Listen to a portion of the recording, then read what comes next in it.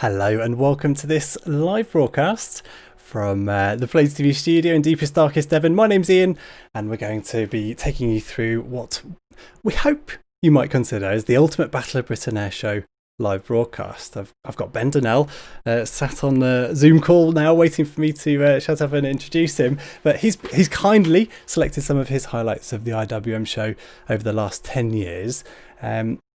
And we're going to go through it today over a couple of hours, not much more than that. Some of the highlights. So we'll have Bouchons, we'll have Mach 1 Spitfires, we'll have, of course, the mass Spitfire flypasts. And with a bit of luck, in about an hour's time, Brian Smith's going to join us to talk about some of the complexities around organising those things. But I thought whilst people are just joining us initially, I've delved right back into the archive. I've had the SVHS tapes out, everybody. Good news. So the quality's maybe not up to modern standards, but we're heading back 30 years to, let me make sure I'm going to press the right button before I make a fool of myself, to Duxford 1990. So this was the September Duxford 1990 show, and MH434, we've got a Shackleton takeoff in there, some really nice stuff from 30 years ago, just to get the ball rolling.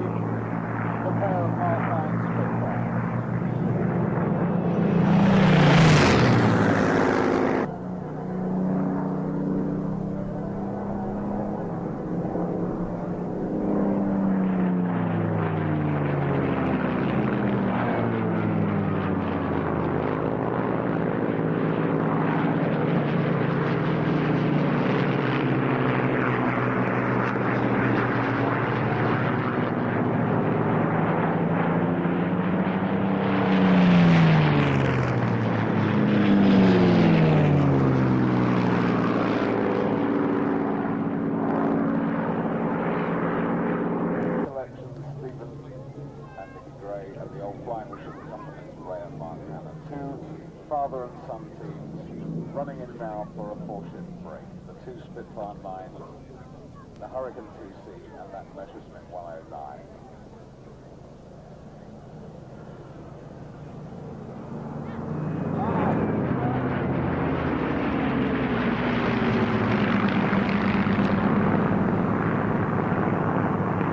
Well, ladies and gentlemen, what a way to end a splendid display here at Duxford.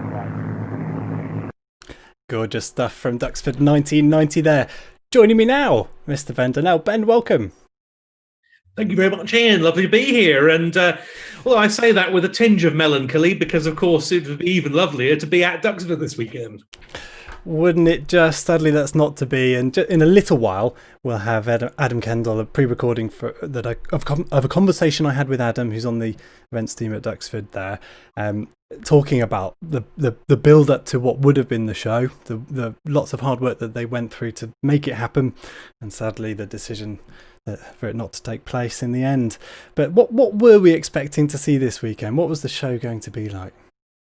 Well, obviously, it was going to be in large part equivalent to the sort of Battle of Britain air shows we've seen in recent years at IWM Duxford in September. So, plenty of the based warbirds, with the focus obviously on Spitfires and Hurricanes in this anniversary year, but also other relevant types. Of course, some aircraft not being operated this year for totally understandable reasons, with so few air shows taking place for them to appear at. So it wasn't maybe going to be the traditional Battle of Britain air show that we all enjoy. There were going to be a few more other acts, the likes of the Aerosupermatic Wingwalkers, the Fireflies, the Strike Master pair, and so forth. But absolutely at the core of it, the Warbirds, including what would have been one of very, very few chances, as it turned out, to see the Battle of Britain Memorial Flight doing their Dowding formation with the Lancaster and 4 fighters. And of course, we were going to be seeing a Spitfire finale on both days with a mass fly past, and then the conclusion of the show on both days was to have been a solo by John Romain in the NHS Spitfire, the PR11 with "Thank You NHS" written underneath it. And then adding to that, we were going to have a full Friday evening display, the Battle of Britain Prom, as it was being called, with musical accompaniment, with some displays that were not going to be seen on the weekend days, like the DH9, and there was going to be a combine of Bouchons, Spitfire 8 and 2 Mustangs, for example. So it was going to be an excellent show. Obviously, we know the weather would have been delightful, but for totally understandable reasons, it couldn't happen. Yes, quite. And we mustn't dwell on it too much, should we? We've said it now. That's what it would have been. It's not happening. What it has meant is that we've had the opportunity to look back through the archive and the previous Duxford shows that we've covered, and it's actually quite good fun, isn't it? You know, there's been such good shows, such good displays, particularly the mass Spitfire formations, and within I think a couple of hours of the announcement of the event not taking place, you'd emailed me to say, hey, doing a live stream, and I'm sort of sat there thinking, yeah, I probably should be. So this is that, and Ben's kindly selected some of his highlights. The first one that we're going to look at is from 2019, from just last year actually, and it reflects on the Battle of Britain film anniversary last year. Yes, this was the 50th anniversary of the release of Battle of Britain, much of which, as I'm sure many of you watching will know, was filmed at Duxford, and a scenario to open the show on both days last year, including some of the actual aircraft that took part, the Hispano Bouchons playing the Messerschmitt Bf-109s. All 4 of them that we're going to see were actually involved in the filming, as was one of the Mark I Spitfires. Well, it's gorgeous stuff, and this is an excerpt from our program, our edited program. It's a long excerpt. It's a good 15 minutes long, but I think it just deserved it. You know, it was beautiful weather conditions to see that many Bouchons, Hurricanes together. It was a fantastic display. Shall we let that run then? We'll let, as I say, people joining the stream, and I should say some hellos, but let's hear some aeroplanes, shall we first? To support day one of the 20... We'll say some hellos in just a little while. Thanks for joining us, everyone. Commemorating not just Britain's finest hour and RAF Duxford's part in it, as we do every year at this show, but also film flying, because it's the 50th anniversary this year of the release of the movie Battle of Britain, large parts of which were, of course, filmed at this airfield. The Battle of Britain film had quite an effect on the appearance of this airfield because, well, permission wasn't exactly obtained from the ministry to blow up one of the historic Belfast Truss hangars. I've looked into this in the National Archives. There is no document giving permission for the hangar to be destroyed, which seems extraordinary given the historical value. I won't try and emulate his unique accent and way of speaking, but the late Connie Edwards, someone we'll reflect on during the show, passed away in May this year. He was with us here at this show last year on what turned out to be his final visit to Britain. One of the Confederate Air Force colonels who came over from the States to be involved in the filming, and of course Connie went on to be given all of the Bouchons as payment for his role in the film. He remembered the blowing up of the hangar to me last September thus: they dug these big craters and filled them with fuller's earth and cement. Then what happened? In comes the big rain. When the weather broke out clear, off they went with the Heinkels, all the special effects, everything. Kaboom! Well, it never did occur to anyone that you put water on concrete for a week and, by gosh, you got rocks. It blew all the windows out the tower, it blew all the windows out of the big hangar right where we were. The funniest thing was that old Harry Saltzman, the producer, had his brand new Bentley sitting out there, and there was a chunk of concrete this size hit right on his hood. Oh, excellent. What a great story. And we're very fortunate to have in the display today and more widely on the British Airshow circuit examples of the actual aircraft that took part in the filming. The Bouchons, the Hispano-Bouchons playing the Bf-109s, all four of those that we're going to see in our opening sequence took part in the filming, as did one of the three Mark I Spitfires, the aircraft serial AR-213, now part of the Comanche fighters fleet. The great armada of Spitfires, Hurricanes, Bouchons, and the Spanish Casa 211s representing the Heinkel HE-111, one of which is also in the IWM's collection in the Conservation in Action hangar, brought together by Hamish Mahadi for Spitfire Productions, and the site of those Bouchons and Casas that came over from Spain for the filming, lined up on Duxford's concrete and grass, will stay with the many who came here to witness them and watched from outside. Our opening sequence then at the 2019 IWM Duxford Battle of Britain Air Show pays tribute to the events of 1968 that 50 years ago led to the release of one of the greatest aviation films of all time, and they do so with the entry of, as I was saying, 4 aircraft that actually flew in the Battle of Britain filming and are now regular sites over Duxford Airfield once again, 50 years on from the film's release on 15th of September, Battle of Britain Day, 1968. Yes, these 4 Hispano HA-1112 M1L Bouchons, the Spanish-produced Rolls-Royce Merlin engine version of the Messerschmitt Bf-109, an aircraft with an illustrious combat career of its own in the Spanish Air Force, serving not least in Spanish West Africa and in the Sahara.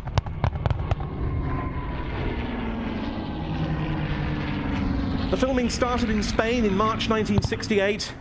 16 of the Bouchons and several of the Casa 211s made the move over here, mostly flown by Spanish Air Force pilots led by the irrepressible Pedro Santa Cruz, as well as by the Confederate Air Force colonels who'd come over from Texas.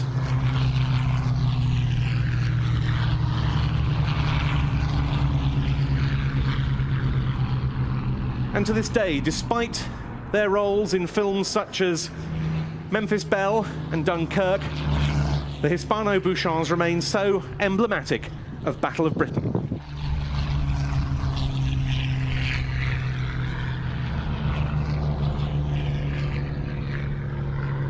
One of the most impressive things about the Bouchons involved in the making of Battle of Britain was how reliable they proved to be during the filming. It was testament both to the excellence of the Messerschmitt Bf-109 design, but also of the modification to Merlin power produced by Hispano Aviación in Spain to provide the Spanish Air Force with a post-war fighter. To join the Bouchons and the Casas, Hamish Mahadi searched far and wide to find suitable RAF fighters. In those days, the scene wasn't blessed with the numbers of airworthy Spitfires and Hurricanes that we enjoy now.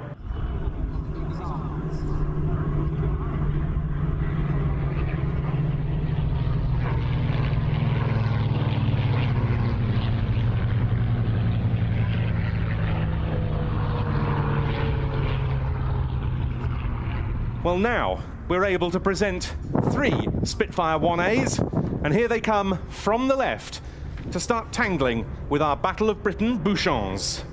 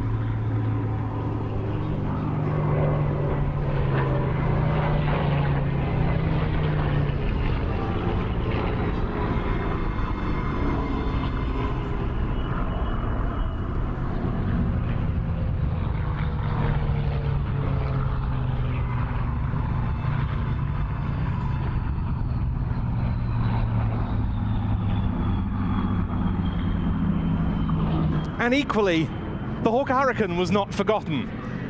In the making of Battle of Britain, our 4-ship of Hurricanes in from the left.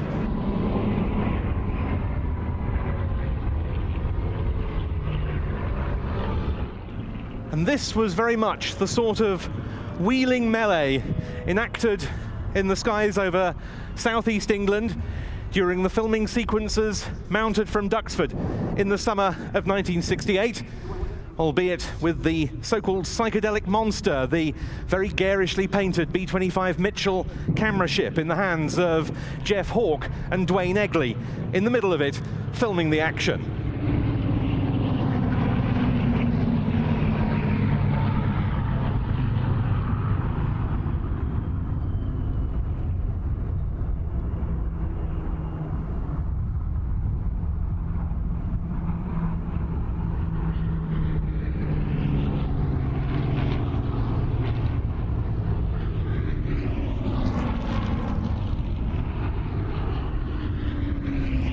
It seems to be, it's a bit of a shame talking over the wonderful sound of all these aircraft displaying together, but I'm just reflecting on how difficult a thing this is to capture on video. You know, the sheer scale of this, and to be there in person and witness this is quite remarkable. Yeah, and also I think it's worth reflecting on the superb choreography of this sequence, which sort of built up from the initial formation of the Bouchons, then them splitting into a tail chase, the scramble of the RAF fighters underneath, and then the Spitfires engaging the Bouchons, and then that went on for a little while. You thought, what's going to happen next? And then enter the Hurricanes. Yeah. Absolutely superb scenario. No, fantastic stuff. And just a few welcomes to people in the chat. We are live. This is myself, Ian, and Ben there. We're going to be taking you through a couple of hours of the best bits from Duxford Air Shows September, Battle of Britain air shows over the last 10 years. Yeah, welcome. Who did I want to say hello to? Lee, who's dropped some stars our way. No, Luke, beg your pardon, asking if we might cover a Sunderland air show next year. I'd love to. Love Sunderland. Wonderful audience up there. Always very responsive to displays like the Red Arrows. I'd love to head back up there, but yeah, there's a lot to change between now and then to enable that to happen, but we'd love to. So, Ben, remind me what other displays we've got coming up later, ones you've had me digging off hard drives. Well, we've got a number of the big Spitfire scenarios, obviously, because these are all, generally the finale, or certainly nearly the finale of these September Battle of Britain themed IWM shows. And I wanted to feature several of them to illustrate the fact that, yes, they now happen every year, but they're all different in character. They're all different in choreography. They've got different aircraft in them. Really an absolute highlight of each one of these shows. And we won't be forgetting the Hurricane, of course. We've already seen 4 of them. Plenty more to come with the 2017 finale, which was something very, very different. And we've got some other features of these events, notably 2018, which was, of course, the RAF 100 celebration, and covered the history of the Royal Air Force with one of the most comprehensive collections of airworthy, historic and modern RAF aircraft to be seen anywhere that year. So plenty more to come. And as we were saying, hopefully at around 3 o'clock, some From the Cockpit insights by a man who's flown all of these shows, Brian Smith. Yeah, I'm looking forward to that, especially if, well, we're relying on the Cornish internet to hold up, but fingers crossed for Brian at around about 3 o'clock. Right at the end of this broadcast, we started with some material from 1990, but I've also been capturing, in fact, actually that's a lie, my dad captured his Battle of Britain flypast programme from 1990. So this was the 50th anniversary of the Battle of Britain, and the Royal Air Force put on a huge flypast over central London, and the old man had cameras everywhere. And yeah, we'll finish the broadcast today at around about 4:30 with a segment from that programme showing all the types that were still flying with the RAF then, and the very large flypast over London. So that's something to look forward to then. Let's let these aircraft land, shall we, and hear the your final thoughts as from the day back in, it was just last year, wasn't it, 2019. And then the 3 Spitfire 1As. One of them, of course, the Dunkirk veteran N3200, IWM Duxford's very own Spitfire. We'll be seeing that flying again while the big Spitfire finale forms up towards the end of our show. Joined by the 2 aircraft on the strength of Comanche fighters, also based at Duxford, one of which is AR-213, the only Mark I that flew in the making of Battle of Britain in 1968. The resurgence of the Mark I Spitfire, as notable as that of the Bouchon.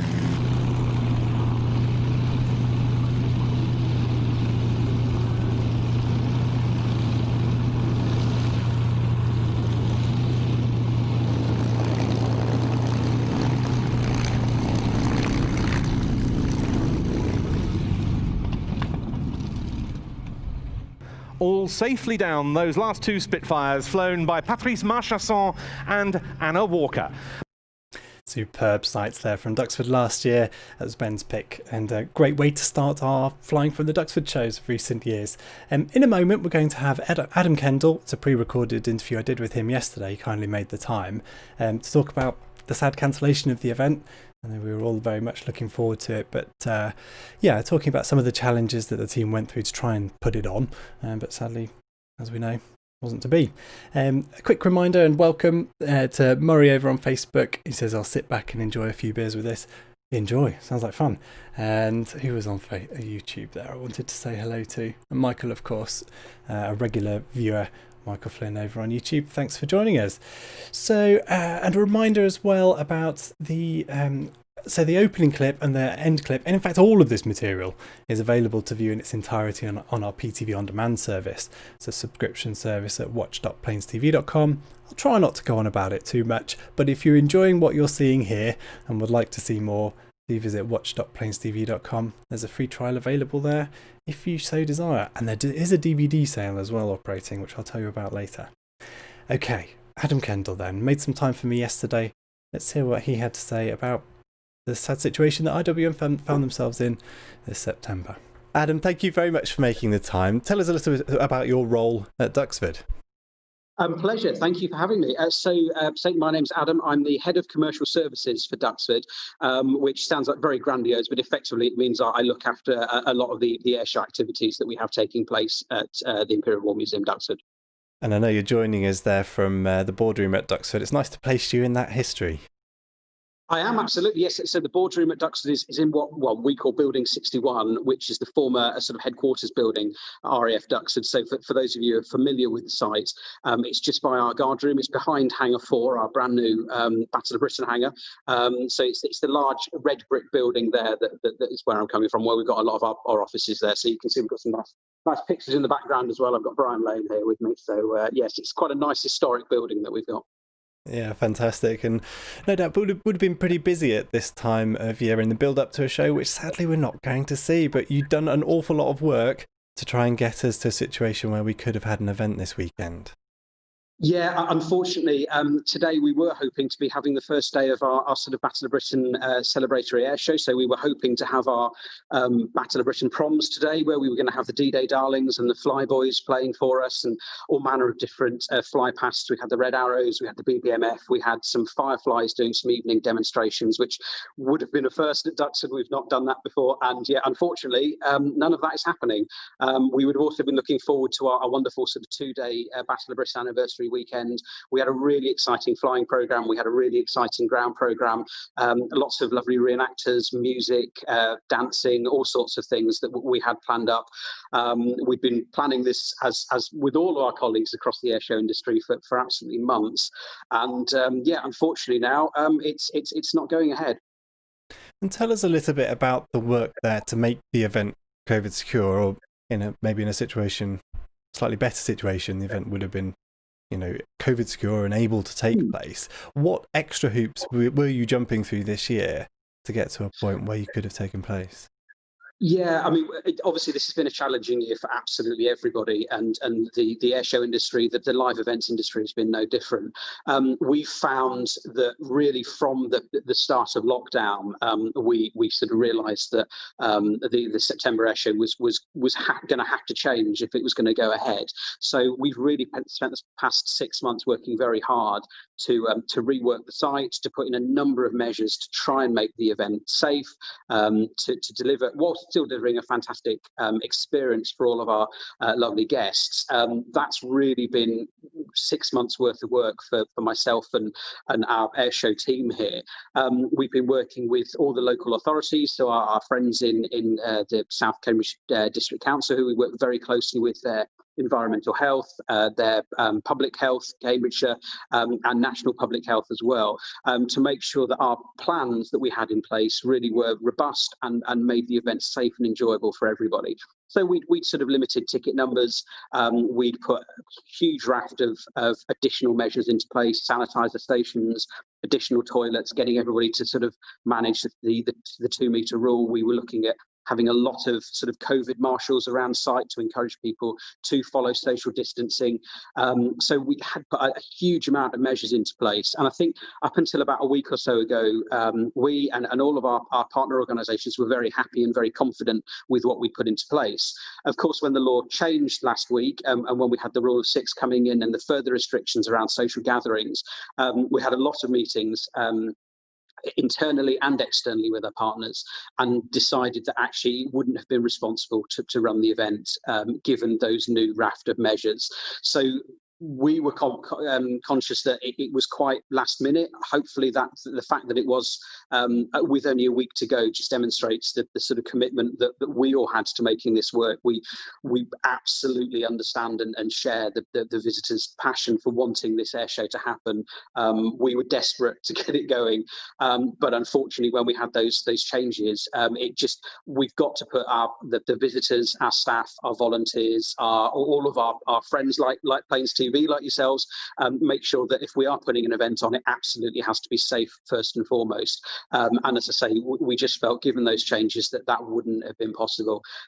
It's been a really tough time for the team, I think, to say, that having to sort of then sort of stand down an air show, given that we've spent so long building it, and we've got to the stage literally when anybody who does come to the museum this weekend will see that we've still got all the marquees up for the air show. So it kind of looks like there's an air show almost ready to go, because we were literally that far in our sort of planning and delivery of the event.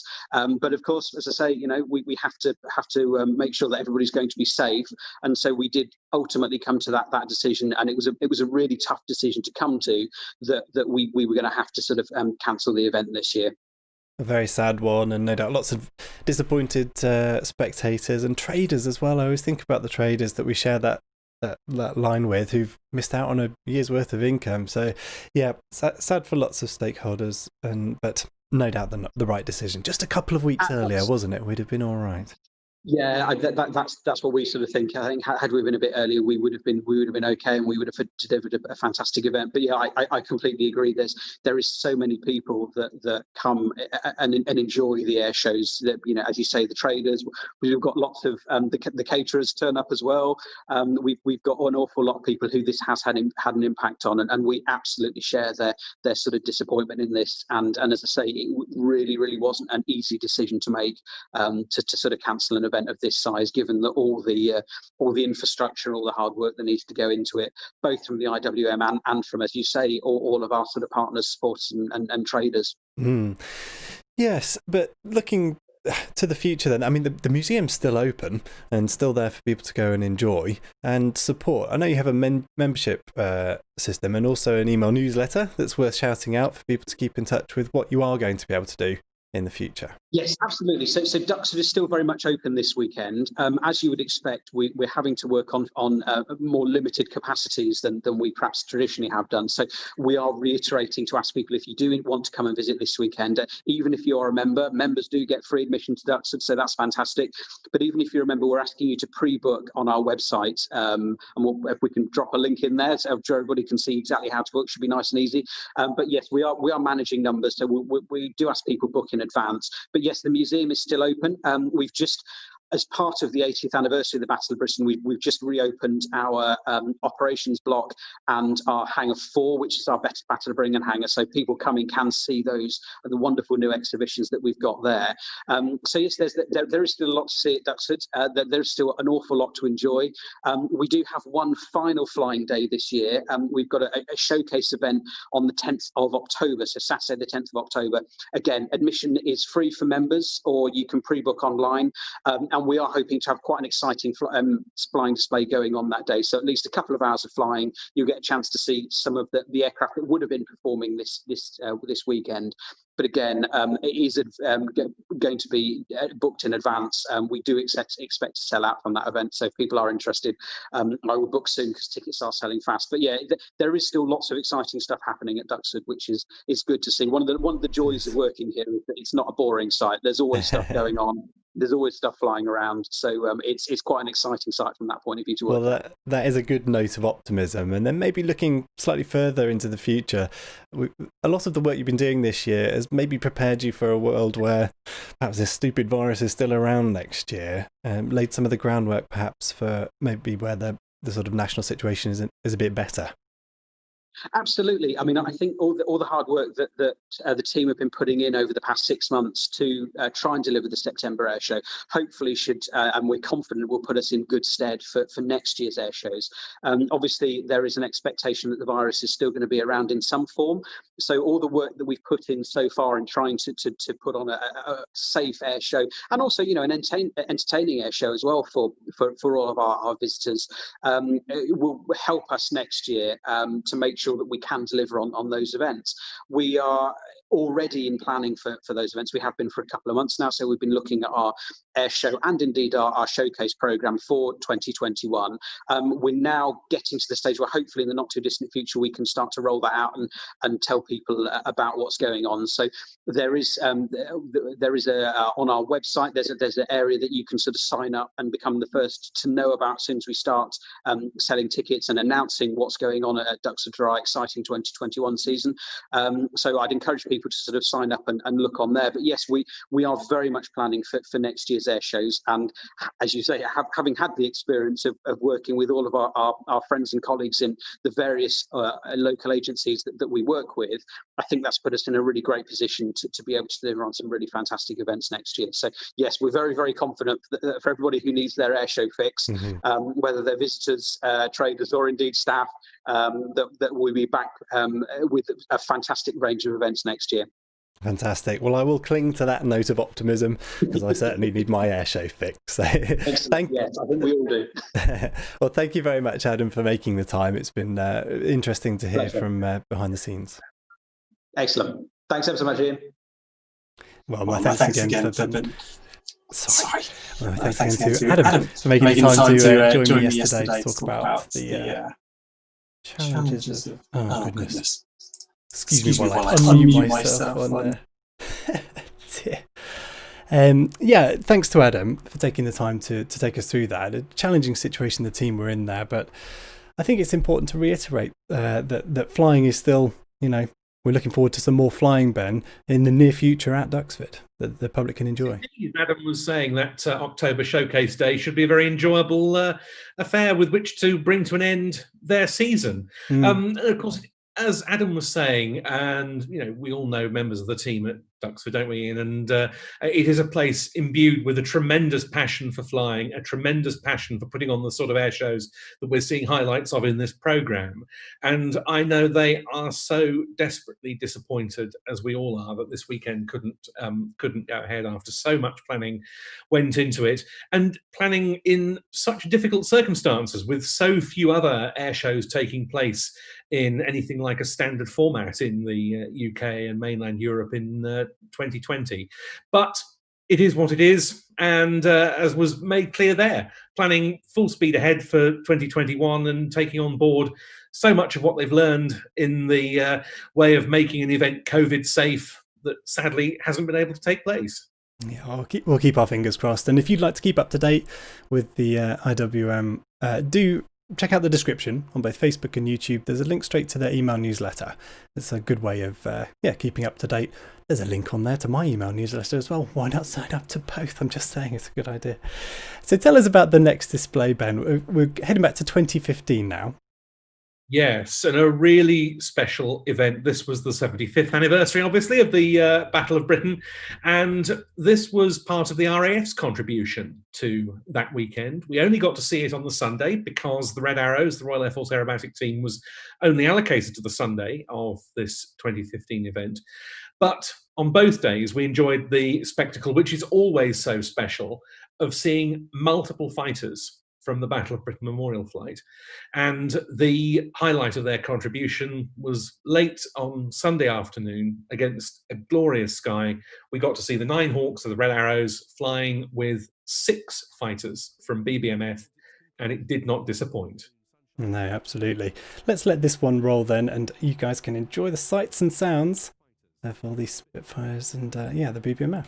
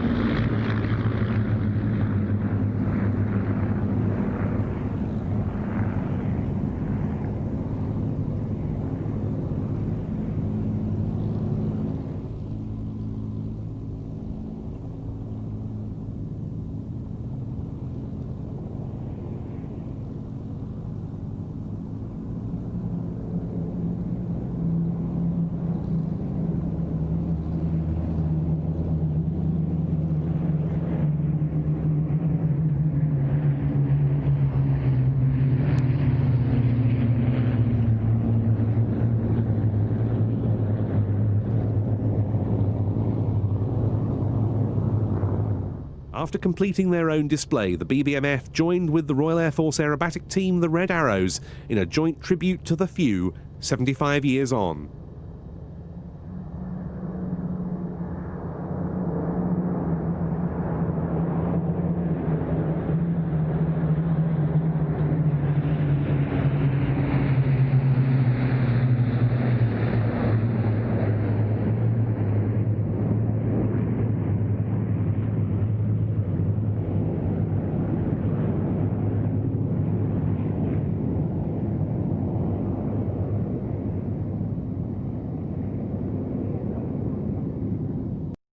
What a sight that was. I probably shouldn't confess this, but it's quite easy to forget some of these wonderful occasions. Or maybe it's not for you. You seem to come up with that list of your favourite displays really quickly, Ben, but I just escaped my memory. I have a tragically photographic memory, but no, there is an awful lot that one forgets even then.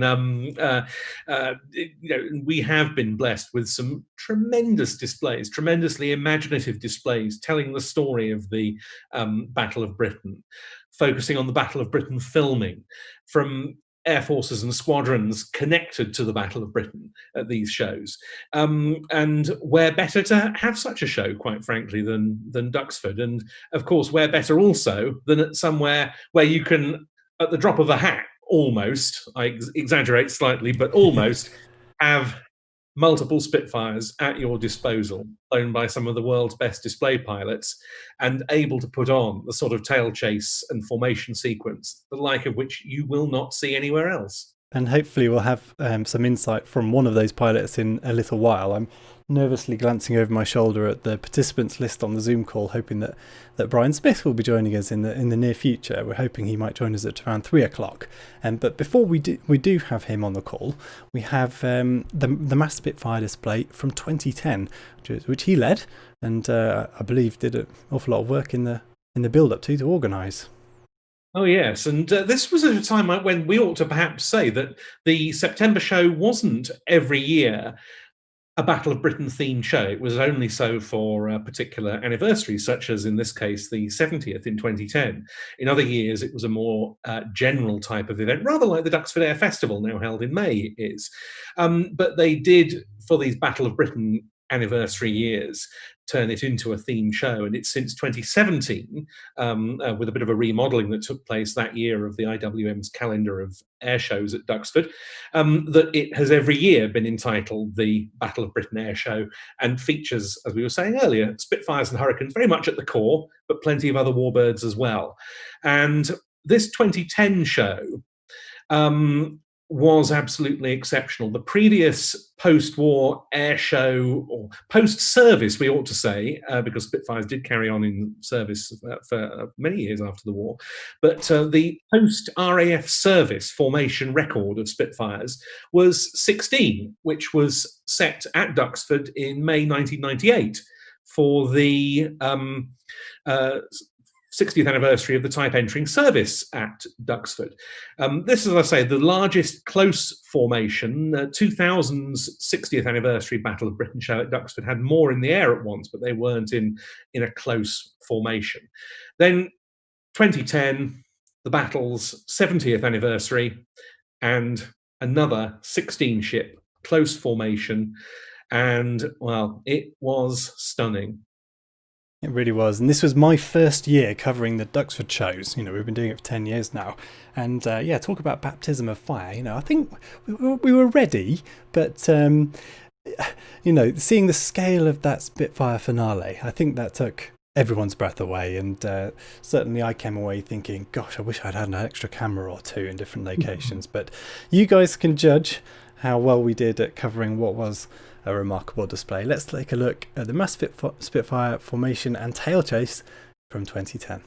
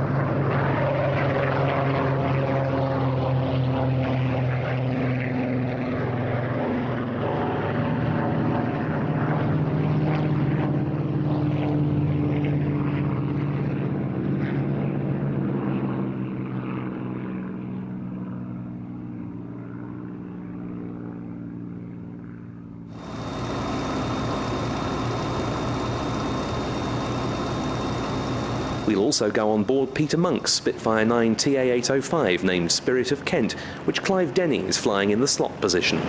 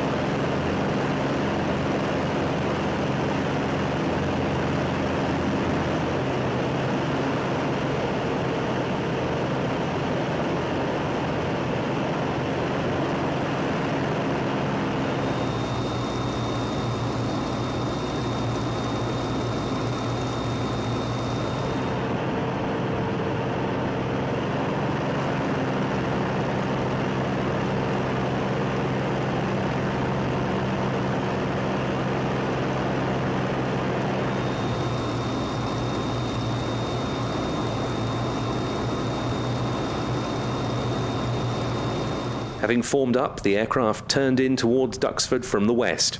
As they did so, 4 Hawks from 19 Squadron returned to fly a missing man formation, the cue for a minute's silence on the ground at Duxford.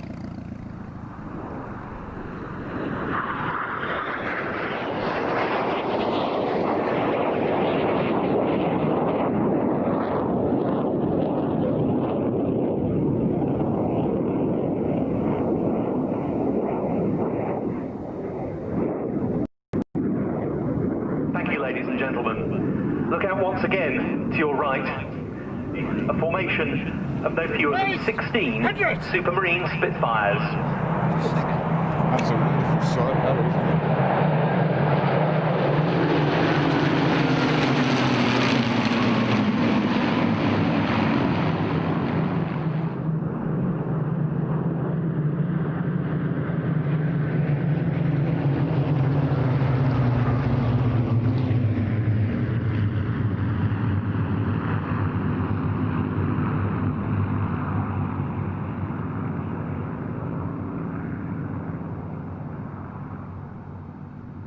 For many, the sight of so many Spitfires flying in formation will have been enough to go home feeling very happy indeed. But still more was to come. The aircraft separated into 4 ships before beginning their tail chasers.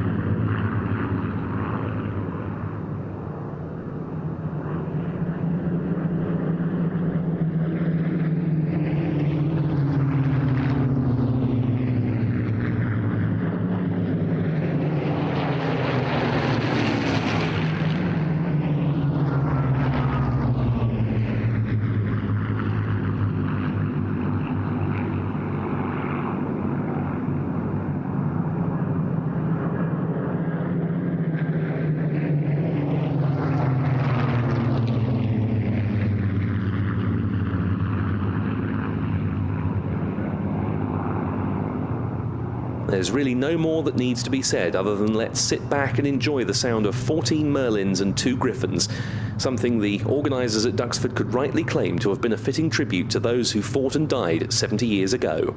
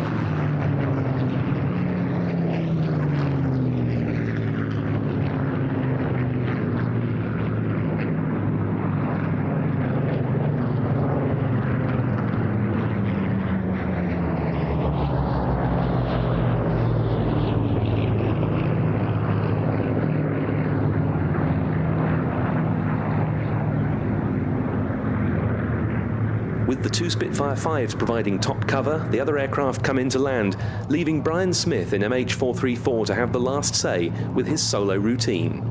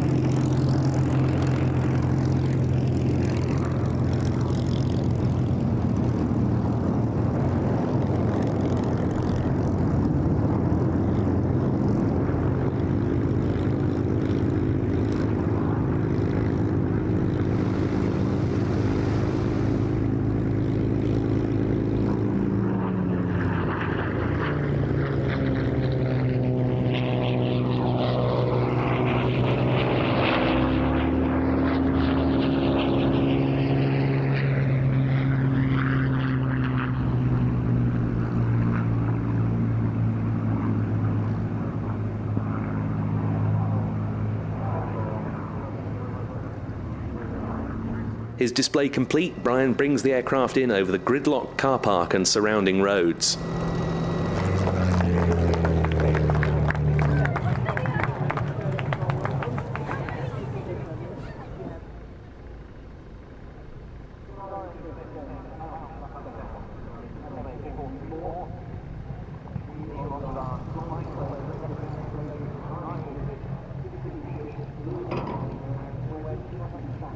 With all the aircraft safely back on the ground, it's clear to see that the pilots who took part greatly enjoyed the experience.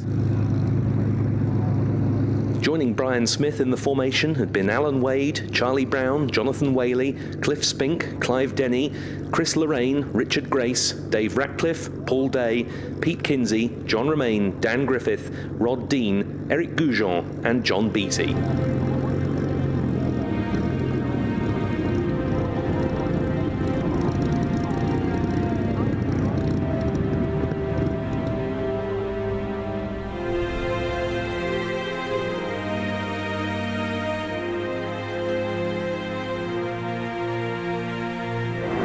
we took 16 out, we brought 16 back, so as far as I'm concerned, mission completed. The boys flew exceptionally well, no practice to set that up, everybody obviously up to speed on formation, but there's always a big question mark over this, and it's well done to them, and I hope the crowd feel that it was a suitable tribute to the guys who were here 70 years ago.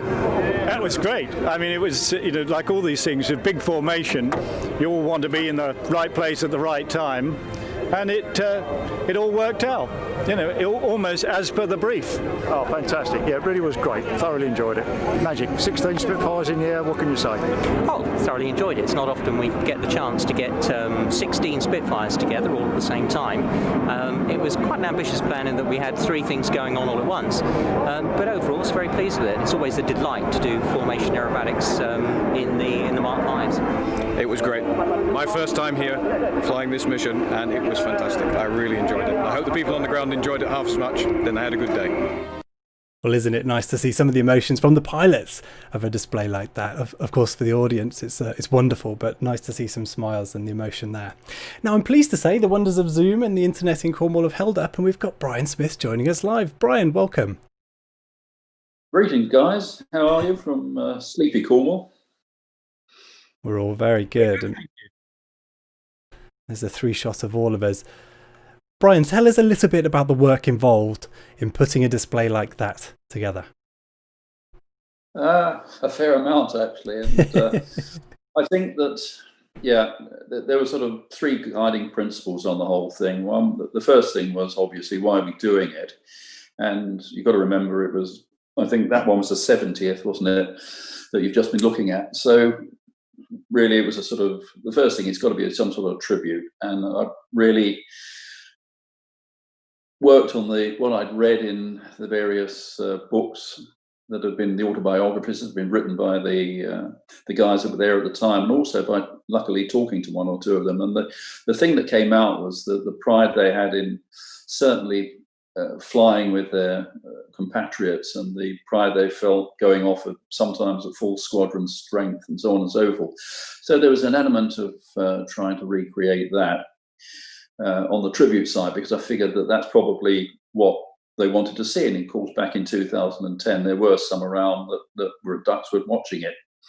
So that was the first thing. The second thing that then, okay, how do we go about it? Obviously, there's a crowd there. How do we include them? Do we try and provide a spectacle? How far do we go?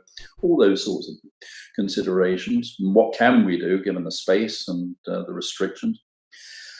And then thirdly, how do we put it together? Safety is obviously the paramount thing in these events. And I think that life isn't helped also by the sort of increasing regulation, which has actually got a lot worse in the last certainly 5 years. But nevertheless, we have various pilots, various levels. The one thing that was going for us was that it happened at the end of the season, so everybody was pretty well up to speed. This year, of course, it would have been a completely different game, and Duxford would really, for many of us, would have been the first outing. And so what we would have done this time around would be very different from what we did 10 years ago. And then having said, okay, we're going to do that, how can we do it safely? We want to get as many aeroplanes up as we can. So that's when, as you heard in the previous thing, it was a fairly ambitious plan, but like all these things, the trick is, it's a bit like a sort of magician's illusion. You make it looks really difficult, but you make it quite simple.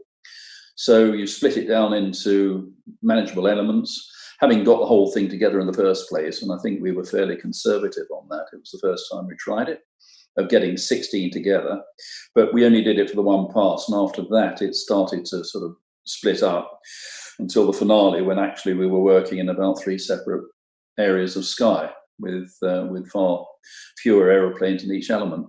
So that was a sort of basis of it. But looking back, Brian, to earlier in your career, you had for a long time been involved in the staging and planning of large formations. And we go back to your involvement with an organisation I'm sure many of our viewers will be aware of, called the Tiger Club, and the air shows they used to hold. That was really your introduction into flying in and leading Balbos, wasn't it? Well, yes, because I was a bit slow off the mark and ended up finding myself in front. Everybody else realised what the problems were and scattered. And I was sitting there saying, well, what's the problem, guys? You know, don't really see this. And of course, they could see it far more clearly at that stage than I could. So, yes, it sort of worked from there. And I think, as you probably remember, Jan Fraser was a display director at Duxford for many years. And like Pete Kinsey, myself, Steve Jones, one or two others, we all started at the Tiger Club. So we all had the same sort of philosophy and upbringing, if you like. So I suppose it stemmed back from there, certainly, and the same principles applied. Now, so taking on board those principles, coming to, as we've just looked at in this instance, 2010, you've got a situation where you're putting on this 16-ship formation, but inevitably there are going to be people in it, and we heard there from Chris Lorraine with the Dutch Spitfire, so it seems remarkable now, given all he does, but this was Richard Grace's first big Spitfire, Balbo at an air show. You've got people coming into it afresh, albeit with plenty of other experience under their belts. How do you go about placing them in the formation and designing the formation so as to take into account the different levels of experience and the different qualities that each pilot has? You've got to make a judgment on personality, and somebody like Richard was a very easy one because he's a very apt pilot and also quite clear in judging his own ability. So he knew how far he could go, and therefore it was his judgment more than mine that would dictate where he would comfortably sit. Fast forward to 2015, and Matt Jones from Boltby joined us. And again, same situation, his first outing in a big Spitfire formation. The guy's got a very good pair of hands, but at that time, quite reasonably, was underconfident.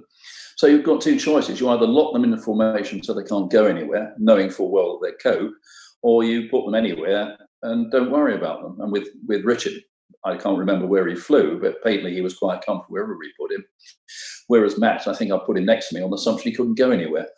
And I was quite happy for him to sit there because I knew full well he was capable of it. And actually, after the first outing, I think on the Saturday, we all landed, and he was a changed man. So he suddenly realised it was well within his capabilities. Bearing in mind what I said to start with, that what we actually do looks complicated, but in point of fact, it's actually fairly simple. And chances are, flying in a simple four-ship, which is, if you look at the elements, the way the formation's built, that's all it is. It's just four ships joined together. Now, you mentioned the different elements there, and in 2010 we saw in that footage how it worked, starting off in the big formation, breaking it down into smaller elements, then the tail chase with two-ship aerobatic pair over the top. And of course, you need to achieve adequate separation between all of these bits. How do you go about that? Really, what we've done before, in some ways. I mean, again, prior to 2015, when all the lateral separations changed, Duxford was a beautiful place to do it because you had the hard and grass runways, so you could have one element of anything up to 8 aeroplanes, depending on how you split it up, working off the grass. And then as long as the other elements of, say, 8 aeroplanes were on the south side of the hard, there is no way that they could come into contact. So as long as everybody was going in the same direction, the thing was going to work. And certainly, if you look what they were doing, sort of low-level passes down in front of the crowd, then it didn't matter who was 500 feet above them because nobody was up there other than the two guys doing, and that was the way it sort of worked, really. So I remember at the briefing, I got Alan Wade to lead it, and I saw on your clip there of him sort of wandering off, shaking his head after he'd done it. And I'm not sure if that was, oh my God, it's over, or oh my God, I didn't realise we could do it. But yeah, and as Charlie said, it was a fairly ambitious. Charlie was sort of following Alan, if I remember. Yeah. And that took a bit of convincing, but Charlie's very good. You tell him to sort of do something and he gets on and does it. So, but the brief was, if you can do the aeros, great. Otherwise, just fly throughs. And I think we did it in subsequent years. We tried it with a 3-ship with Pete Kinsey leading, and I think on a couple of occasions he decided not to do the loop, just fly through. And again, if you look at the spectacle, as long as there's something happening, it doesn't have to be particularly complicated, but as long as there's movement all the time, and it just comes back to the safety thing, as long as all the separations are there, And the element leaders obviously have to make their own decisions, but at the planning stage, there's no reason why the separation shouldn't be there. Now, I was reflecting earlier on how over the course of this programme, we're going to see these Spitfire formations from several different years, but it's not repetitive because you've got different aircraft in, but also different choreography. And in 2015, having brought the big formation round once, you then, on that occasion, did it again. Well, as I say, 2010 was the sort of realization that we could actually do this. And then you sort of refine it. You refine it for two reasons. One is because unlike, say, the Legends Balbo, which is the same every year, we're flying pretty well with the same nucleus of people. So we can afford to maybe vary it. So we afterwards have a bit of a think about it amongst ourselves. What could we have maybe strapped onto this type of idea? Pete Kinsey's got a problem with the Legends Balbo because we're always flying with totally different aeroplanes and, you know, a broad section of pilots. So you've got to keep it pretty simple. But with this, certainly as section leaders and deputies and so on and so forth, you tend to see the same names appearing on the sheet. So yeah, that's not, I think we found in 2015, that's as far as we could go in terms of manoeuvring the whole thing around. After that, you're asking for trouble because all it takes is somebody to have a hiccup and the whole thing falls like a pack of cards. And again, what are you trying to do? You're trying to make it neat and tidy, and what you don't want to do as a sort of tribute is to make the whole thing fall to bits and turn into a can of worms. So yeah, it's a bit of trial and error, but there's always, I think, ways of improving things. And I think it's also important for the pilots that if we keep resting on our laurels, things go slack. If you just introduce a little bit of a change, it makes people sit up a bit and concentrate. And there's another balance, but you don't want to overload them. So they come back and say, oh, well, I don't want to do that again, or I wasn't really happy about this. So yeah, it's a bit of a trial and error thing, but it's very much not just me, it's all the other guys and what they have to say about it. Now, moving forward to last year, Brian, Cliff Spink led the big formation of Spitfire. Mm-hmm. You had a very special role to perform at the end because it was the 20th anniversary of the tragic death of Mark Hanna. And of course, you had, for so many years, been so closely associated with Mark and his father, Ray, the old Flying Machine Company, and flying Spitfire MH434, which you've done at the helm of these Duxford Spitfire Balbos. I know it was a very special occasion for all concerned last year, wasn't it, when you took that solo slot on both days? Yeah, it meant a lot to me because Sarah had asked me to. In fact, I really didn't know about this until 2 or 3 days before. Other than I knew Cliff was going to lead the whole thing, simply because there's no reason why he shouldn't. He's always deputised. The only reason I've really ended up in the front of it is because of Flight 434, which is sort of considered to be the senior Spitfire up there. Some might disagree. I don't get involved in that. But yeah, I mean, it meant a lot. Sarah, Ray's daughter, Mark's sister, was obviously there, and it was going to be a fairly emotional thing. And then I didn't know anything about the idea of strapping some music onto it until actually I think the day before. Yeah. When I got up there, so had to think about what the occasion was all about, how to perhaps present the aeroplane, which is what it's all about. There's various ways of doing it. You can fly a fairly sort of thoroughbred sequence if you want, or you can ease off a bit and fly something a bit more flowing, and it's a different style. And I just thought on this occasion, well, I just flew it as I thought it should be flown. So from what I gather, it seemed to work, but and it wasn't real until the end of it, because I was obviously working reasonably hard, but sort of climbing away prior to landing, it sort of hit me a bit exactly what we were doing it for.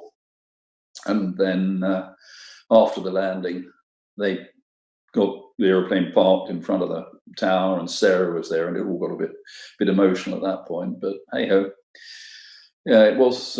It's hard to believe it was 20 years ago at that point. So indeed, and it really was a wonderful occasion in beautiful weather, and that's what we're going to have a look at now. Brian, thank you so much for joining us on this program this afternoon, especially taking time out of your holiday to do so. But I know the viewers will have hugely enjoyed your insights, and thanks for some magnificent displays over the years. No, well, it's the aeroplane, Ben. It's not the pilot, and I count myself more than lucky to have had the opportunity to do all this. So, no, pleasure talking to you. You saved me from another 20 minutes on a surfboard falling off. So I shall don the wetsuit and head off again. Thank you, Brian. Fantastic. All right, well, I'll just add my thanks as well for you making the time from your holiday in Cornwall there. And yes, as Ben says, let's take a look now at that display from last year.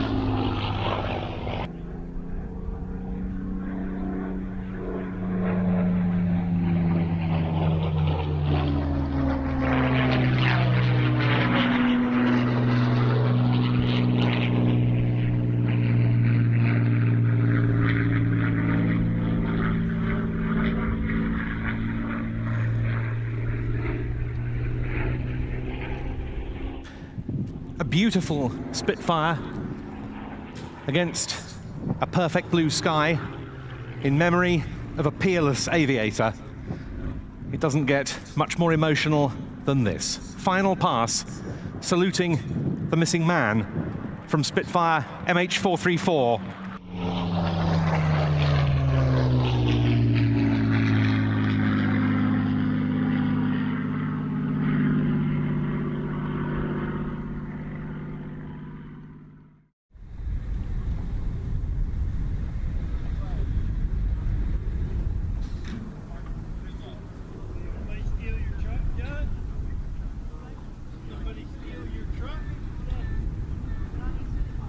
And at the controls of MH434 for that spellbinding solo display, a man who's always flown very much in the Hannah tradition, Brian Smith. Thank you very much indeed, Brian, for a masterclass.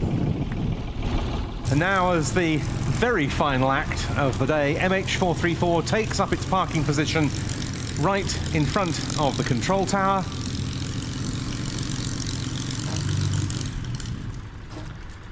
And Brian Smith shuts it down.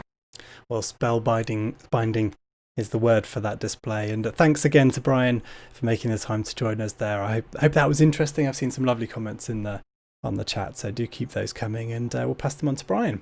We will have the mass Spitfire formation from 2015 and from 2018 coming up later on. And we'll end this broadcast with a segment quite a long segment from our Battle of Britain Flypast programme. That's the RAF's Flypast for the 50th anniversary of the Battle of Britain. And it's really interesting to me to see some of the same faces that we saw in that 2010 clip, doing the walk around prior to the Flypast, appearing back in 1990 in the RAF's 50th commemorations of the Battle of Britain. So I've put on the very end of this broadcast, there's the full the full list of names of all the pilots taking part in that Flypast in 1990. And yeah, see how many you can spot that took part in the Spitfire Flypast at Duxford. Right, before we... Ben, what have we got coming up next? Remind me. Well, we've got some of the other aircraft that have taken part in the recent Duxford Battle of Britain air shows. We've got the Bristol Mercury-powered formation, all types that were in service with the RAF in 1940. And we've also got a wonderful Mustang 4-ship, both from last year. That's right, and we're going to start off with that 4-ship. So let's get cracking with some wonderful shots here of the 4 aircraft going off.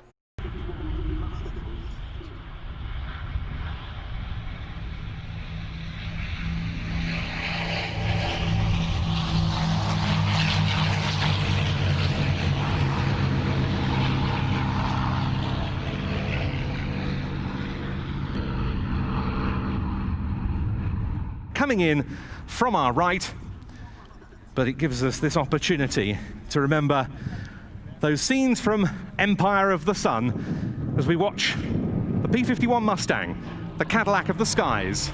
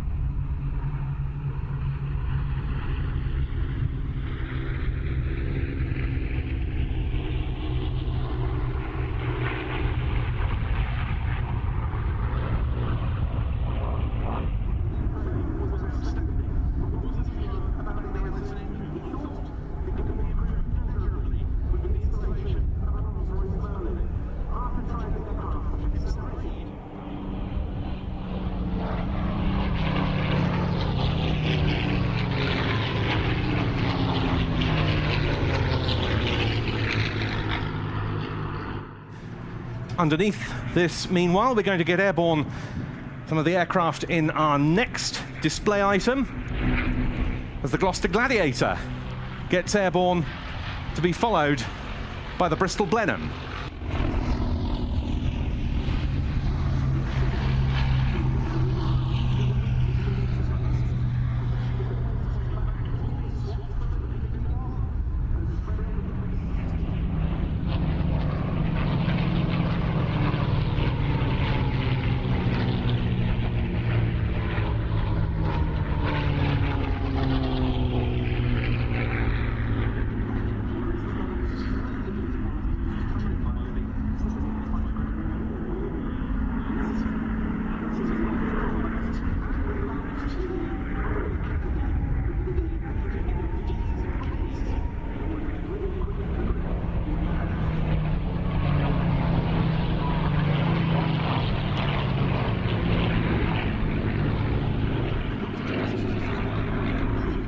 And there it is into land, Contrary Mary, operated by Anglia Aircraft Restorations, owned by them, I should say, operated by Air Leasing. Mark Levy was flying that aeroplane for us. Then we have the very welcome sight of the Shark, the P-51 in RAF colours with the shark's mouth on the nose, the characteristic colours of number 112 Squadron, Royal Air Force, operating around the Balkans towards the very end of World War II. Lars Ness from Norway flying that aircraft as he's done so well for so many years. And then we have the Blue Noser from Bodney, Miss Helen, owned by Robert Tyrrell, flown by John Dodd. And finally, the Red Tail, tall in the saddle, from the Hangar 11 collection at North Wheel, Peter Teichmann at the controls of that aircraft. Returned to its wartime colours, those of the 332nd Fighter Group's 99th Fighter Squadron, the famed Tuskegee Airmen, the first all-Afro-American manned group known as the Red Tails. But in from the left now, a wonderful formation, Blenheim, 2 Lysanders and Gladiator, all powered by Bristol Mercuries.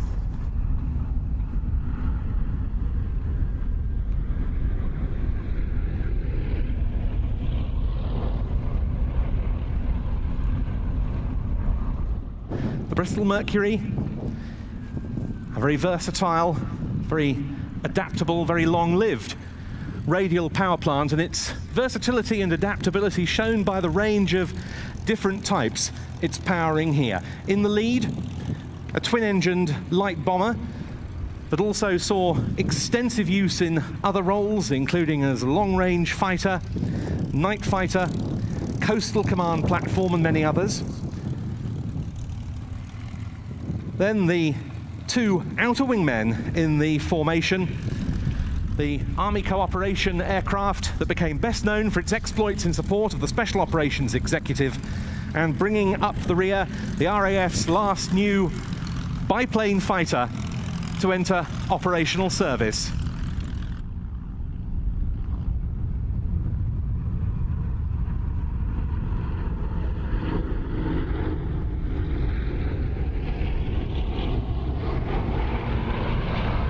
Chance there to enjoy the sound of the 5 Mercuries together. Had a wonderful sound, and I'm just reflecting on, aren't we lucky? 75 years on from those aircraft, fighting a war, we're still able to enjoy the sight and sound at Duxford. Yes, thanks, of course, to the efforts of restorers, maintainers, ground crew and owners, as well as the men and women who fly them in public displays. Their efforts tend to go rather unsung, so it's very appropriate that we should pay a small tribute to them. And yes, it's typical of what we see at Duxford, what we love about Duxford, isn't it? And what we so miss not having been able to see there this year. Those two formations, I know things that the current team at Duxford organising the flying displays with Rod Dean, that great warbird pilot, as the display coordinator, Jeff Brindle as display director, had long wanted to put on, and it was great to see them coming to fruition last September, especially on the Saturday when we had the most glorious weather. Yes, it all comes together on the day, and when it does so, everyone involved is happy. Now I've just clocked I was 4 years out on my recollection of that when that took place, so that was just last year. And the weather helps, doesn't it? After all that effort, isn't it nice to have a decent weather day as well? We've got more decent weather. Forgive me for going on about weather, but it does make a huge difference to the sort of video footage we're able to achieve. And looking back to the material coming up here from 2015, 2016, with the vampires and the MiGs, this is one of your selections for us to go through today. Yeah, I thought we'd better have some jets, Ian. We'll see an extremely modern jet later on, but I thought we'd better have some jets. And the Battle of Britain air shows at Duxford, this one was actually not one of the ones entitled the Battle of Britain air show. This one was given a Meet the Fighters theme to mark the 80th anniversary of RAF Fighter Command being formed in 1936. There are always efforts to bring in other appropriate types around the thing. So we've seen on the flight line in some of the footage the aircraft of the Great War Display Team, for instance, representing the fighting aeroplanes of an earlier conflict. And so too, we've seen the classic jets of the Norwegian Air Force Historical Squadron at these September fighter-themed shows as well. And this one in 2016, it was another perfect day, this time the Sunday of the show. And we had the two-seat Polish-built MiG-15 tangling with their two de Havilland Vampires. A Royal Air Force Avro Lincoln engaged in a training sortie in one of the air corridors between West Germany and Berlin was shot down by MiG-15s. The Lincoln, incidentally, flown by a near namesake of mine, one Flight Sergeant Peter Donnell.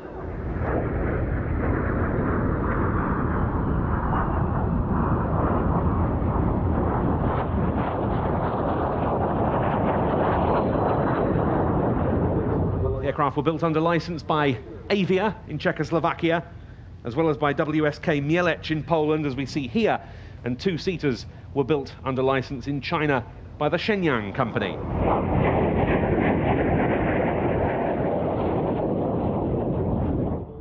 Remembering the sort of air battles that might have taken place over Northern Europe had the Cold War turned hot, the MiG-15 engaged in a mock combat and a formation with the Norwegian Air Force Historical Squadron's pair of Vampires.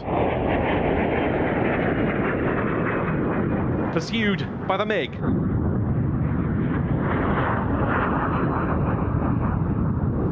Would-be Cold War adversaries tangling in the friendly skies of the United Kingdom. The Royal Norwegian Air Force had 62 Vampires in total.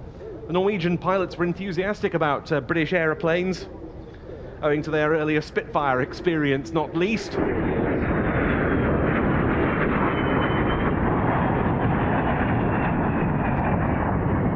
And of those, one of the most famous involves the late, legendary and much missed Captain Eric Winkle Brown, who on the 3rd of December 1945 made the first carrier landing and takeoff in a jet aircraft aboard the aircraft carrier HMS Ocean. That was in a Mark I Vampire. That twin boom layout, incidentally, was chosen so as to allow a shorter jet pipe and minimise the loss of thrust from the aircraft's single engine. That power plant developed by Frank Halford as the Halford H1, before becoming a de Havilland engine product as the Goblin.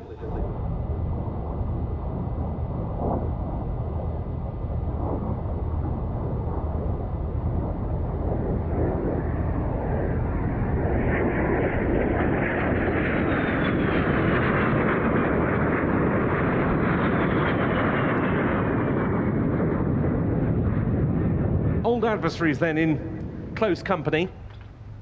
Out now to the left, the three aircraft getting together for a formation pass, a very special formation indeed, of the MiG-15 UTI and the two Vampires.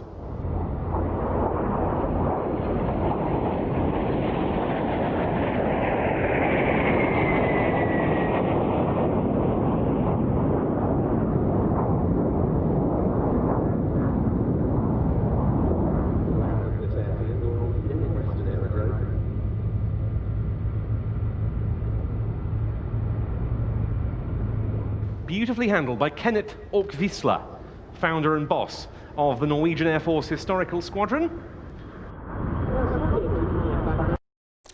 Wonderful stuff. I've got to say a thank you to James and Michael in the chat on YouTube, encouraging people to like and subscribe. They're doing my job for me. But do that. If you're enjoying the broadcast, do give it a like, both on Facebook and YouTube, and share it to anyone that you think might enjoy it. It really does help spread the word about what we're doing here. I've been doing these every weekend. Well, I say every weekend. I've done some pre-records. I've done live streams here on YouTube and Facebook. It's been a lot of fun, and I've seen good engagement, so really enjoying them, and it's thanks to people like Ben making the time to join me as well. If you're enjoying the material that we're sharing here today, I've said it once, I'll say it one more time at least. It's all from our on-demand service at watch.planestv.com. There's a free trial available there, so if you are enjoying what you're seeing, do go and check that out. I made the effort of bringing the title up, so let's find it. There we go. Watch.planestv.com. There's hundreds of hours of stuff there, from everything from Duxford shows to Riats, Cosfords, and right back into the 90s. I've just made available the full Duxford 1990 show on there, and also the Battle of Britain Flypast from 1990. That's a 1, 2. Just checking my audio's all right. That's the 50th anniversary of the Battle of Britain.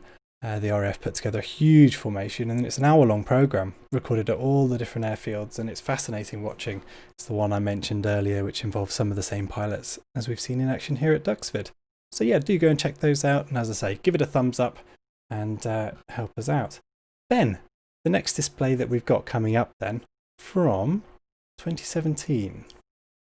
Yeah, this was the first of the annual Duxford Battle of Britain air shows, as I was saying earlier. And part of this was the sort of formation we see relatively rarely of heavy aircraft, heavy American aircraft. We've often seen B-17 Sally B, that great favourite at Duxford, flying with fighters of all types. Well, here it was with some contemporary American large aircraft, 2 C-47A Skytrains, both D-Day veterans, of course, one from Acers High, the other then owned by Dakota Heritage. In fact, it was its last display, as I recall, in the ownership of Paddy Green of Dakota Heritage, because this aeroplane, named Dragamoot, now owned by Aero Legends and based at North Weald. And so this was a very special occasion indeed to see Sally B and the 2 C-47s in formation.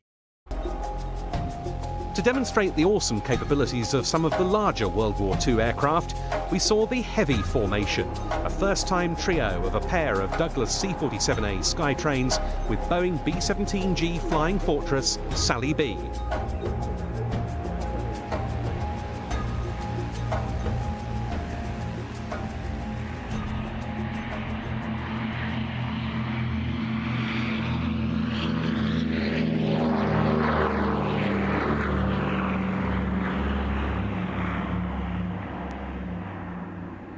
Acers High's aircraft is the one in the lead. It served with the US 9th Air Force during the D-Day period and then went to the RAF as a Dakota 3. The one following behind is named Dragamoot. It's operated by Dakota Heritage, and it has that name for a very good reason. It was assigned to the 438th Troop Carrier Group at Greenham Common in Berkshire when it first arrived in the UK in early 1944 in preparation for the D-Day landings. And it was one of about 50 C-47s that were fitted with snatch gear in the rear fuselage in order to pick up troop-carrying gliders that had landed on the Normandy battlefields and hopefully reuse them, those that weren't too badly damaged, that was, for future operations. A winch in the forward fuselage was attached to the arrestor gear in the rear. hence the name Dragamoot. And this aircraft did indeed drag a moot on countless operations in Normandy. Rolling now, we have the third member of our heavy formation, the aircraft without which Duxford air shows wouldn't be complete. Boeing B-17G Flying Fortress Sally B. The two C-47s in from our right to form up with the B-17 for a series of unique formation flypasts.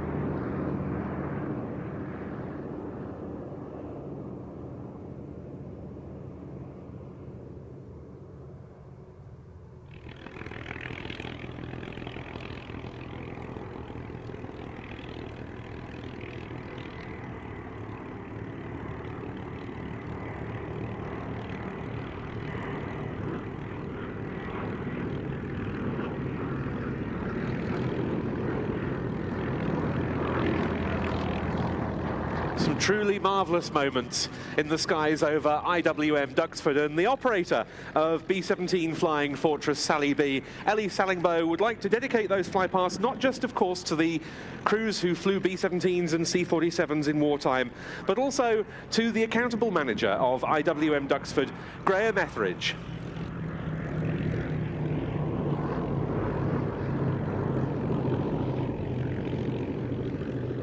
And the most magnificent formation landing from what we might call our Dakota display team.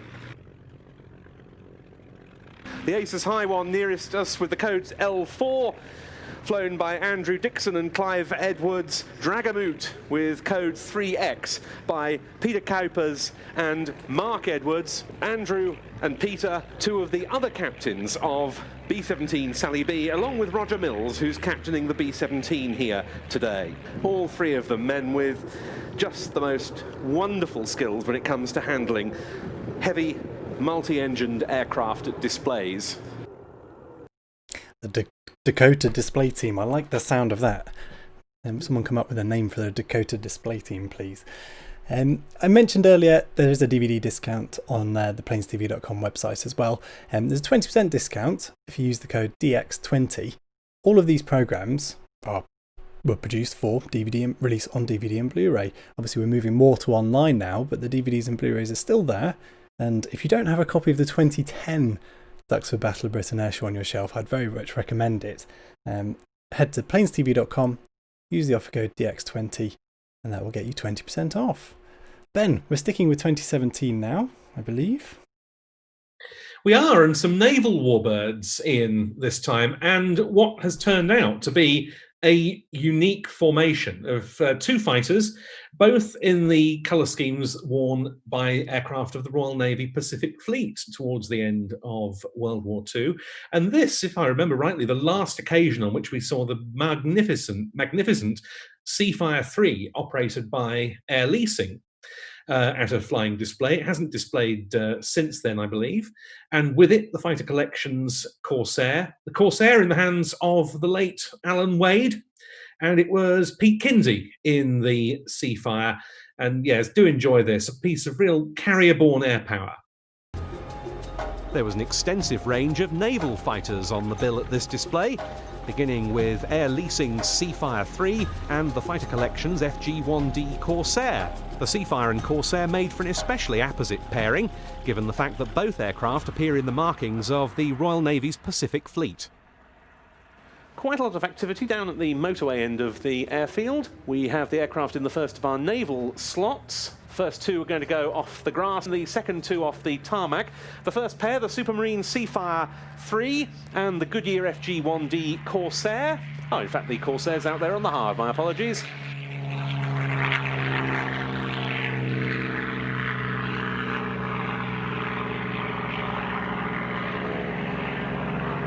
And then the next pair, two of the ultimate in piston engine fighter designs, and just starting their takeoff roll now, the Hawker Fury and the Grumman F8F 2P Bearcat.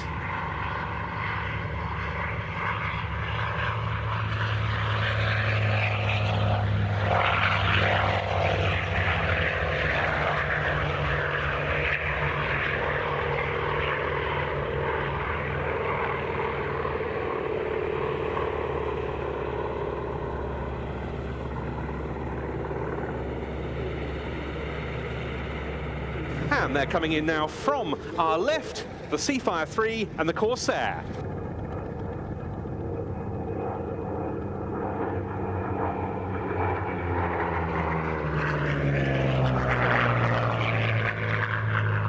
A very, very fine pairing of Fleet Air Arm types of the Second World War era indeed, and interesting on those two aircraft to look at the different type of roundel that was used by Fleet Air Arm aeroplanes operating in the Far East.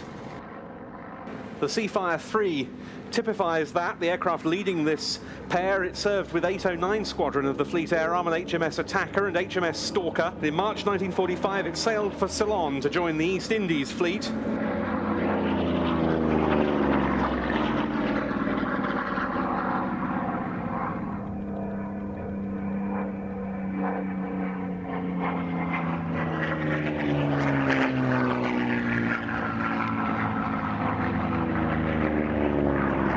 Nonetheless, it went on to be developed, and the Sea Fury in its Mark 10 form began in 1945 to replace the Seafire as the primary carrier-borne fighter of the post-war Fleet Air Arm.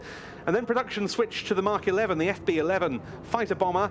650 of them were built, best known for their use in the Korean War, when they were flown off 4 carriers, 3 from the Royal Navy, 1 from the Royal Canadian Navy.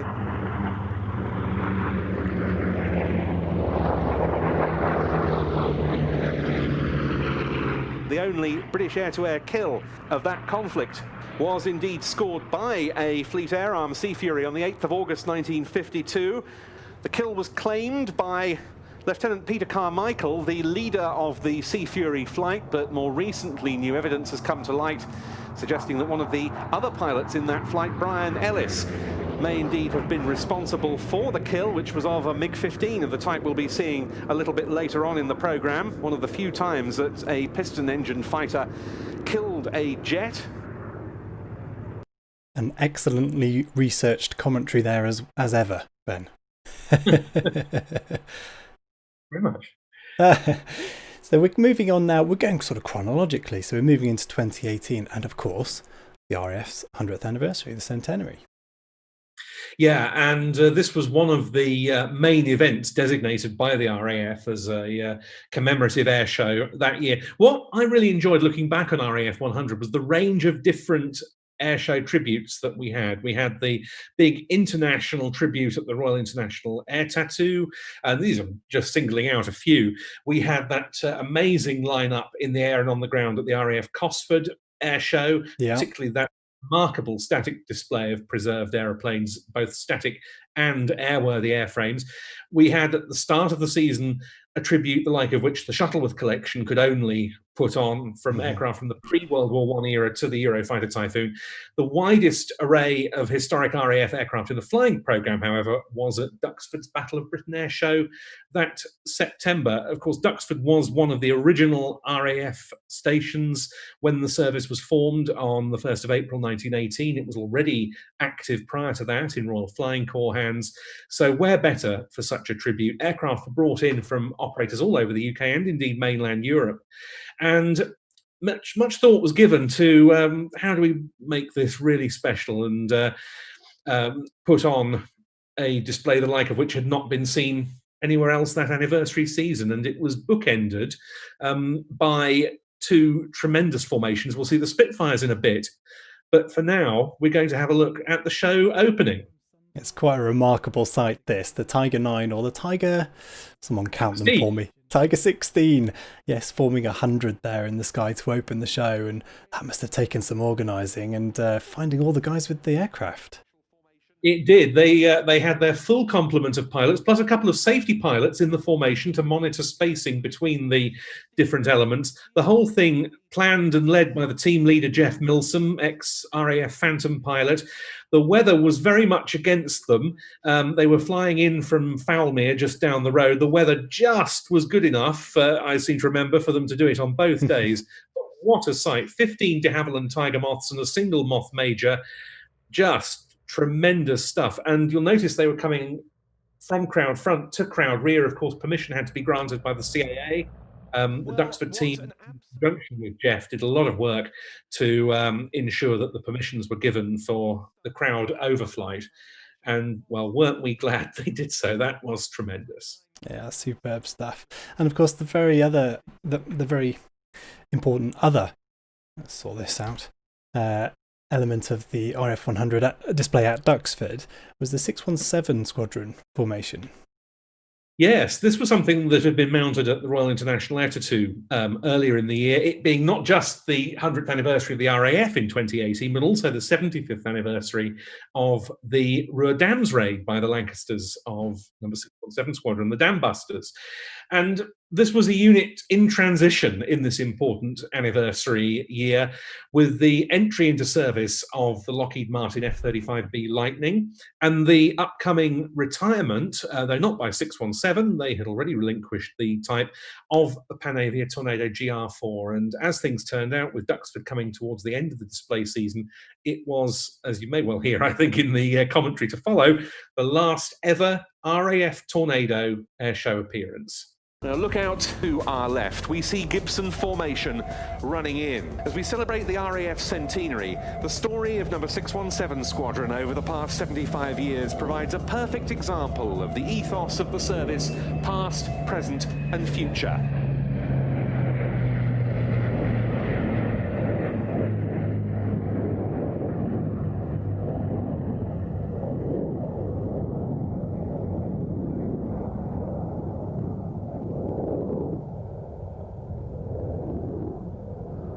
Since the first Gulf War in 1991, the RAF Tornado GR force has been continually engaged on operations in support of coalition actions around the world.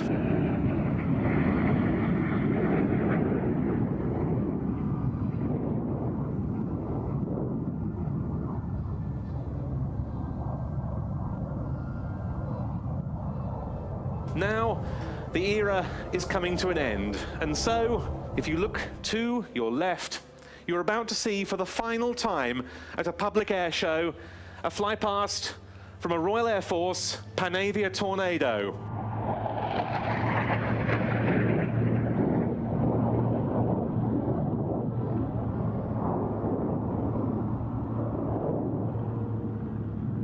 But now, the future of number 617 Squadron, and alongside the Typhoon we saw earlier, the future of the RAF's front line, the Lightning.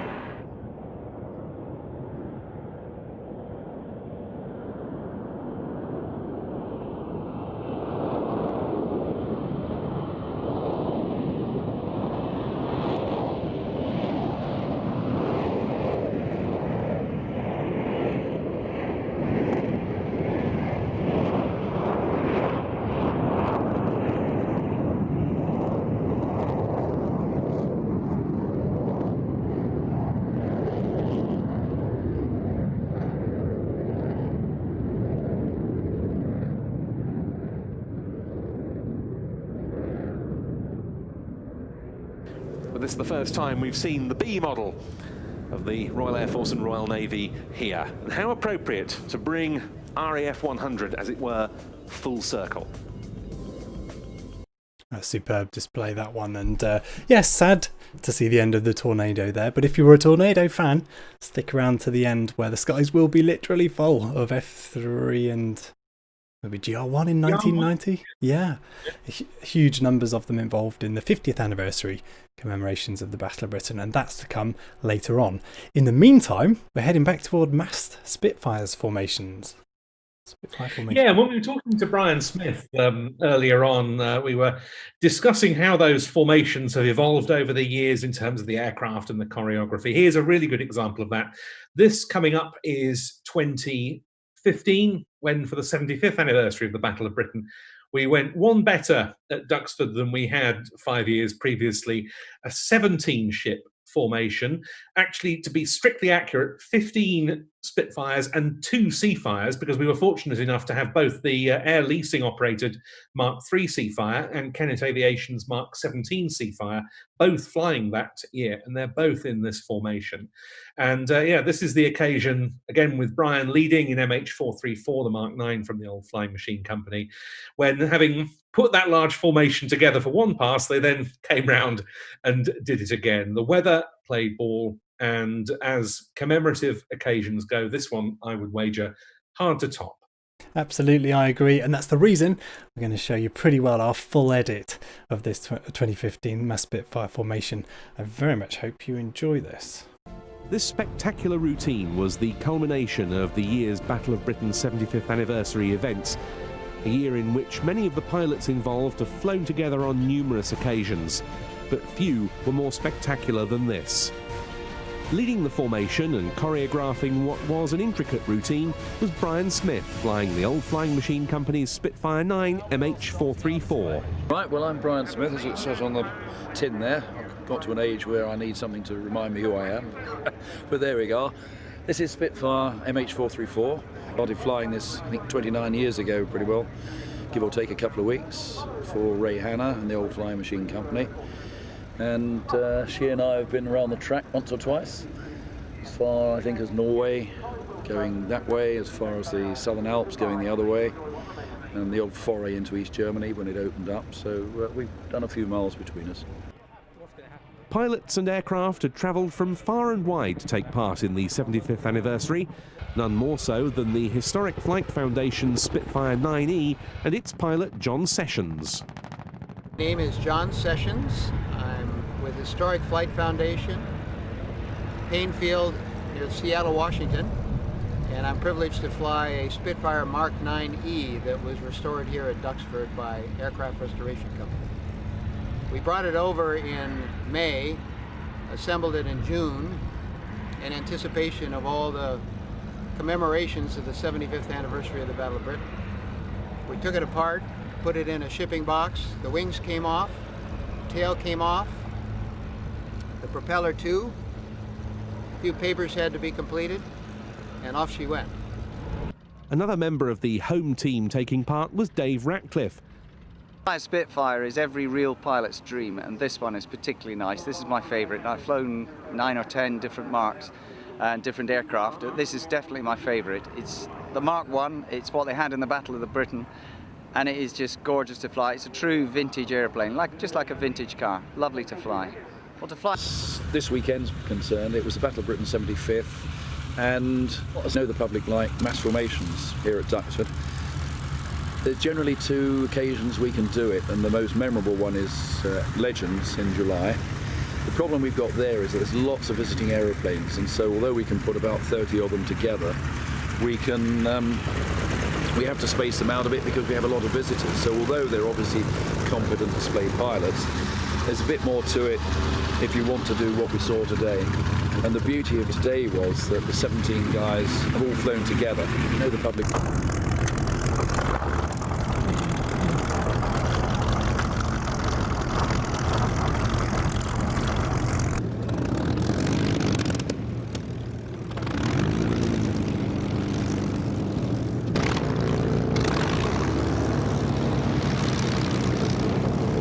France having fallen, Hitler's next target was Britain. The 10th of July is the date officially recognised as the start of the Battle of Britain.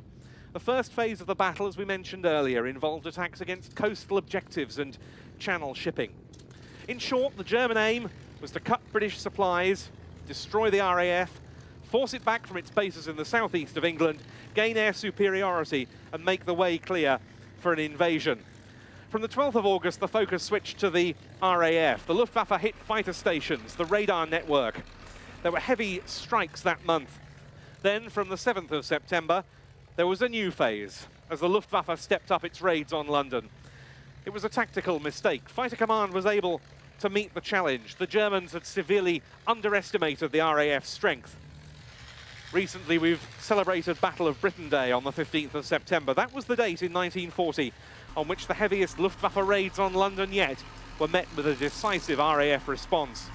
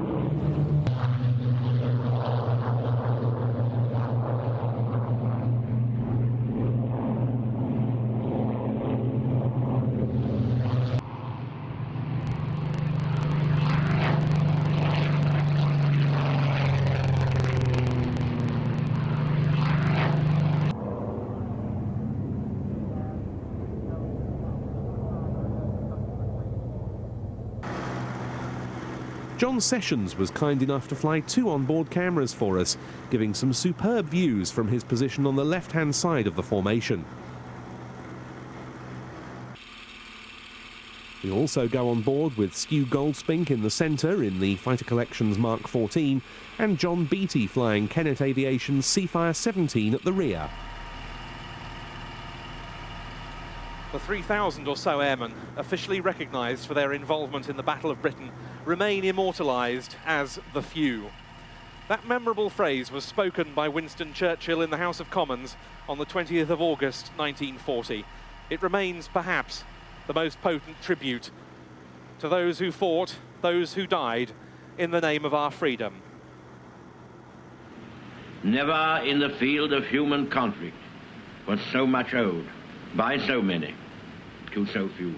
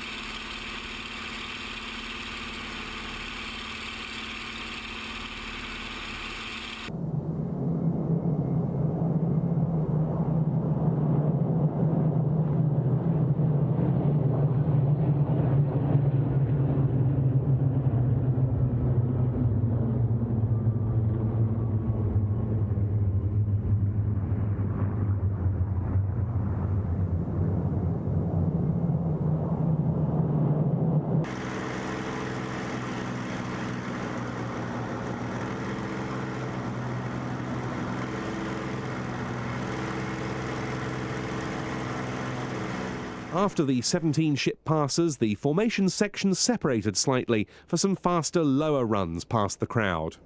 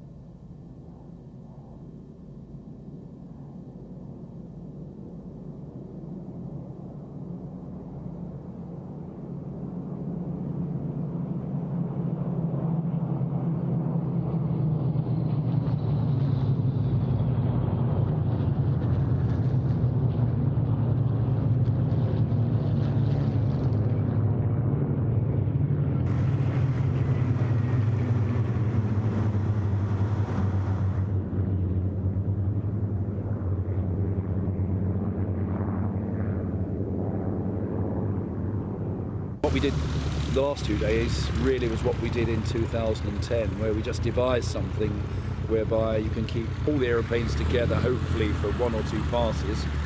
It's very immobile, so you're a bit limited by what you can do. So what we did, obviously, the next thing to do is try and keep it within the, not the boundaries of the Earth, but within the vicinity anyway. So that's why we split it into 2 passes. Then we open the sections up, which makes it slightly more manoeuvrable. And then after that, because the boys have done quite a good job, we let them have a free-for-all.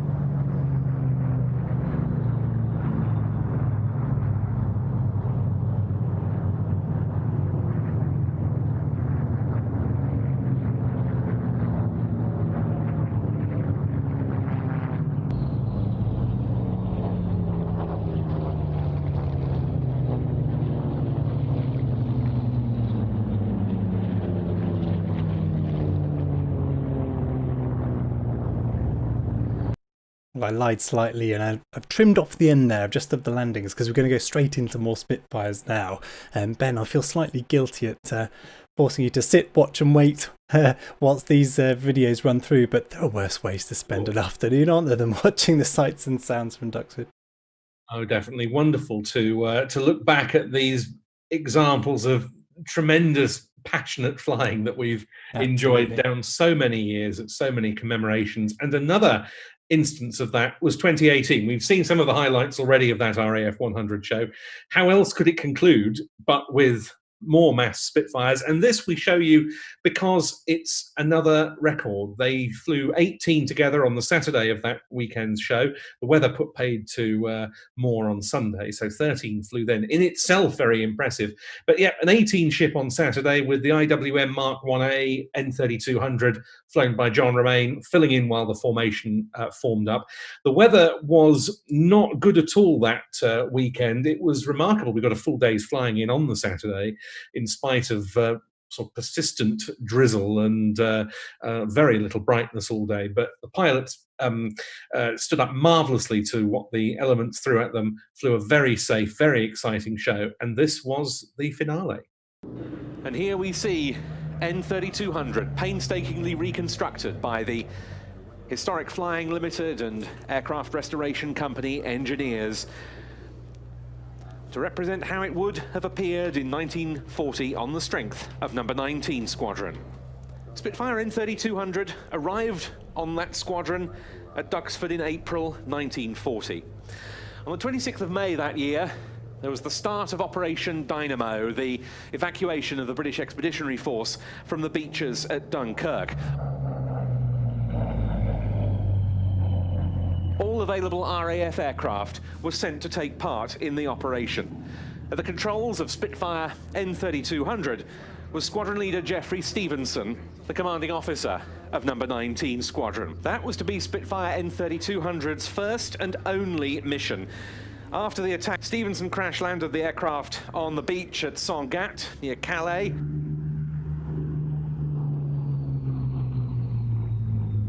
He was captured and spent the rest of the war as a prisoner. The Spitfire sank under the sand until many years later it was recovered and restored. Following the Battle of France, of course, came the Battle of Britain. RAF Duxford was part of number 12 group of Fighter Command, and it was a sector station, one of the key bases in each of the 4 Fighter Command groups, from which the fighter defences were controlled directly. The sector operations room is preserved as part of the museum today. Number 19 Squadron was based either here or at Duxford's satellite airfield at Foulmere throughout the period of the battle, from the 10th of July to 31st of October 1940.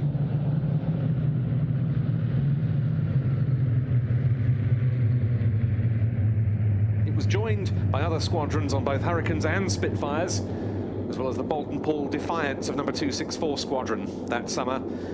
Duxford-based pilots during the battle included many of other nationalities. There were Canadians, Czechoslovaks and Poles. Initially, Duxford's units provided cover for number 11 group's airfields. Number 12 group was to some extent out of the main action. Duxford only saw one significant Luftwaffe attack on the 30th of August 1940. It did relatively little damage.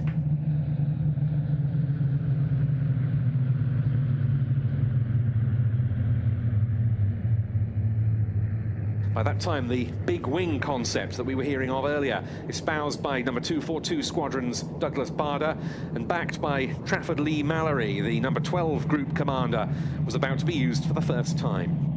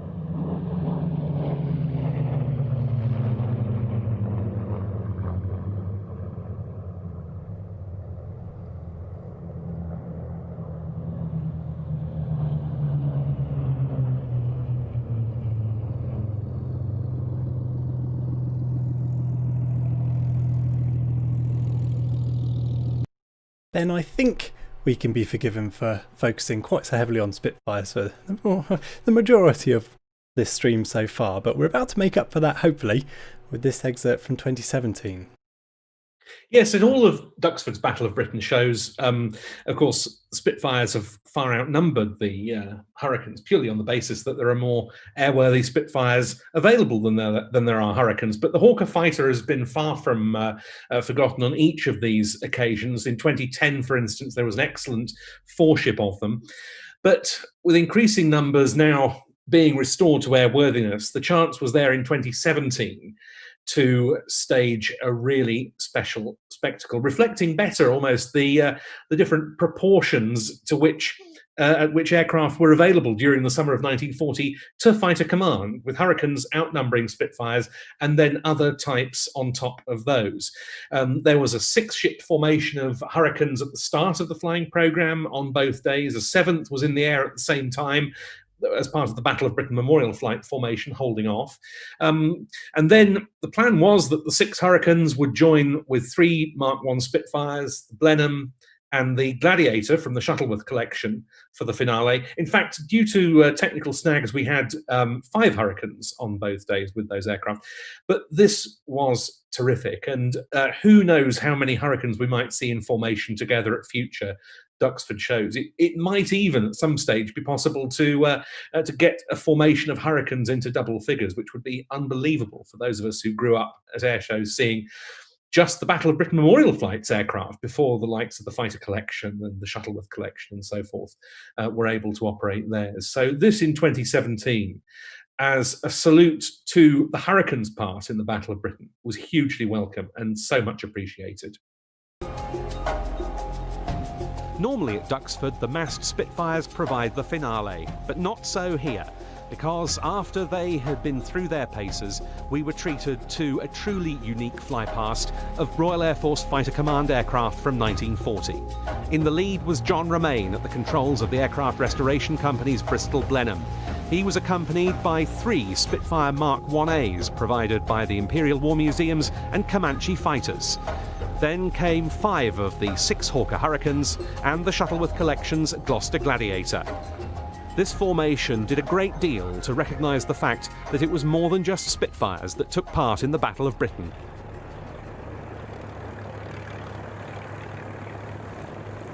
Turn your attention, please, to the right and get ready to wave your flags as the finale flypast of this Duxford Battle of Britain Airshow 2017 runs in. A remarkable combination of Blenheim, Spitfire 1As, Hurricanes and Gladiator.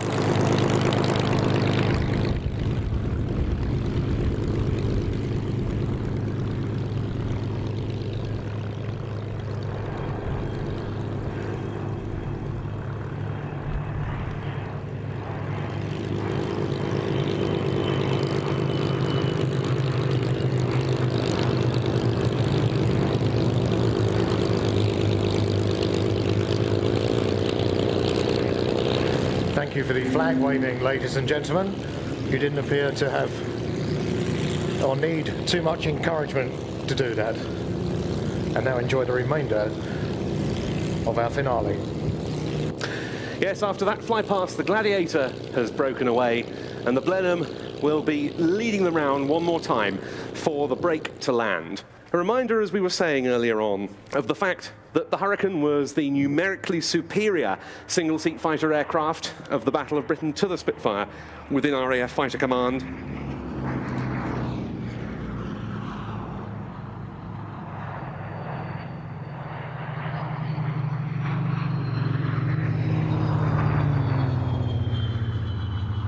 And the efforts of Hurricane restorers and operators also very much in our thoughts as this flypast comes by, because without their efforts we would not be able to witness a spectacle such as this one.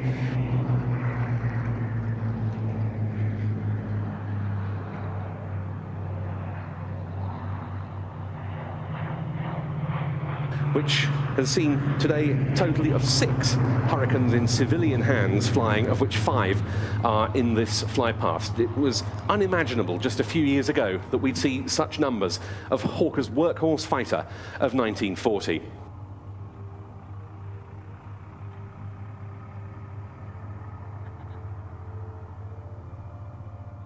John Romain, the boss of the aircraft restoration company, was at the controls of the Blenheim, and it was he who planned that entire formation at the end of the show, carried out a very comprehensive, very detailed briefing on it for the other pilots. No small task, given the dissimilarity of the different types involved. A splendid effort from him. Then we had the 3 Spitfire 1As. The IWM aircraft was in the hands of Paul Bonham. The 2 from Comanche fighters, both of which took part with the Blenheim in the filming of the Dunkirk movie, were flown by Dave Southwood and Alan Wade. The Hurricanes streaming in. We had examples in that formation from the Historic Aircraft Collection, from the Hangar 11 Collection, from Anglia Aircraft Restorations, from the Biggin Hill Heritage Hangar, and from Hugh Taylor. And their pilots were Dave Harvey, Clive Denny, Stu Goldspink, Peter Teichmann,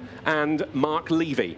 And the Gladiator of the Shuttleworth collection, displayed in that finale today by Rob Millinship. Thanks to all of the pilots and operators, and to the ground crew, without whom, Colin, none of them would be able to take to the air. We hope you've enjoyed this look at the 2017 Duxford Battle of Britain Air Show. We look forward to seeing you in 2018 for the RAF Centenary and what is sure to be another incredible show here at IWM Duxford. And as we've seen, it was.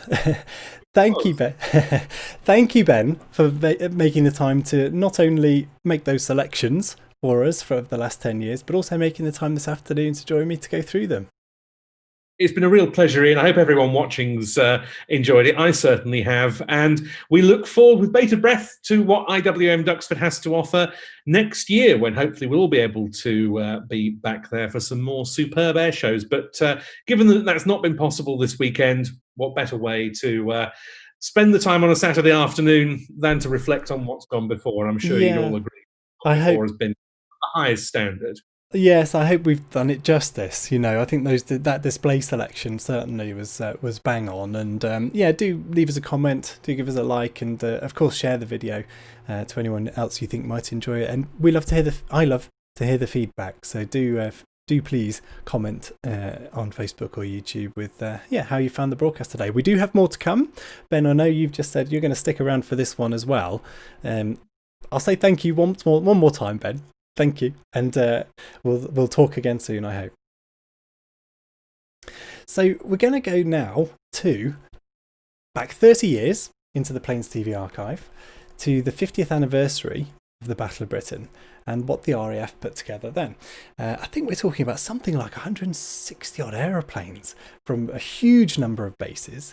We're talking Tornado F3s, the GR1s, Harriers, Jaguars, no linings, interestingly, but the Battle of Britain Memorial Flight as well. And this is a segment from our Battle of Britain Flypast programme. It's one that we've just, as I was waving these around earlier, digging out the old master tapes that my dad produced back 30 years ago, digitally remastering them in as best quality as we possibly can do, and giving them a new lease of life, hopefully, on the on-demand service at watch.plainstv.com. And if you enjoy this, if you've enjoyed what you've seen already, it's all available. The full programmes are all available on that on-demand service. A free trial available, so you can fill your weekend full of Battle of Britain air shows if you like. They're of course all available on DVD and Blu-ray as well, all available on DVD and some on Blu-ray as well. And I mentioned earlier I have that sale on at plainstv.com. So we've lost our airshow income for this weekend, so if you fancy helping us out, head over to plainstv.com and make a purchase of a DVD or Blu-ray using the offer code DX20 for 20% off. Just check my title for spelling mistakes, put that one together at the last minute. So let's go into this finale then, heading back 30 years to the RAF's tribute to the Battle of Britain on the 50th anniversary.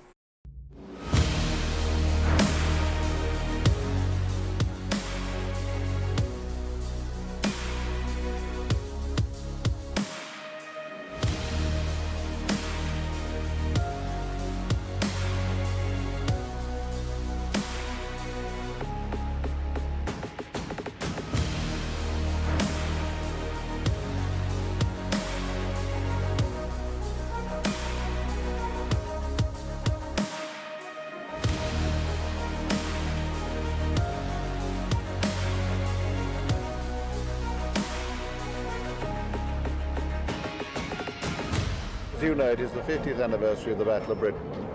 In 1940, we faced the biggest threat of invasion since 1066 in this country, and it was vital to win that battle because the whole recovery of Europe and the freedom of the free world would stem from that. If we had failed, the world would have been a very different place today.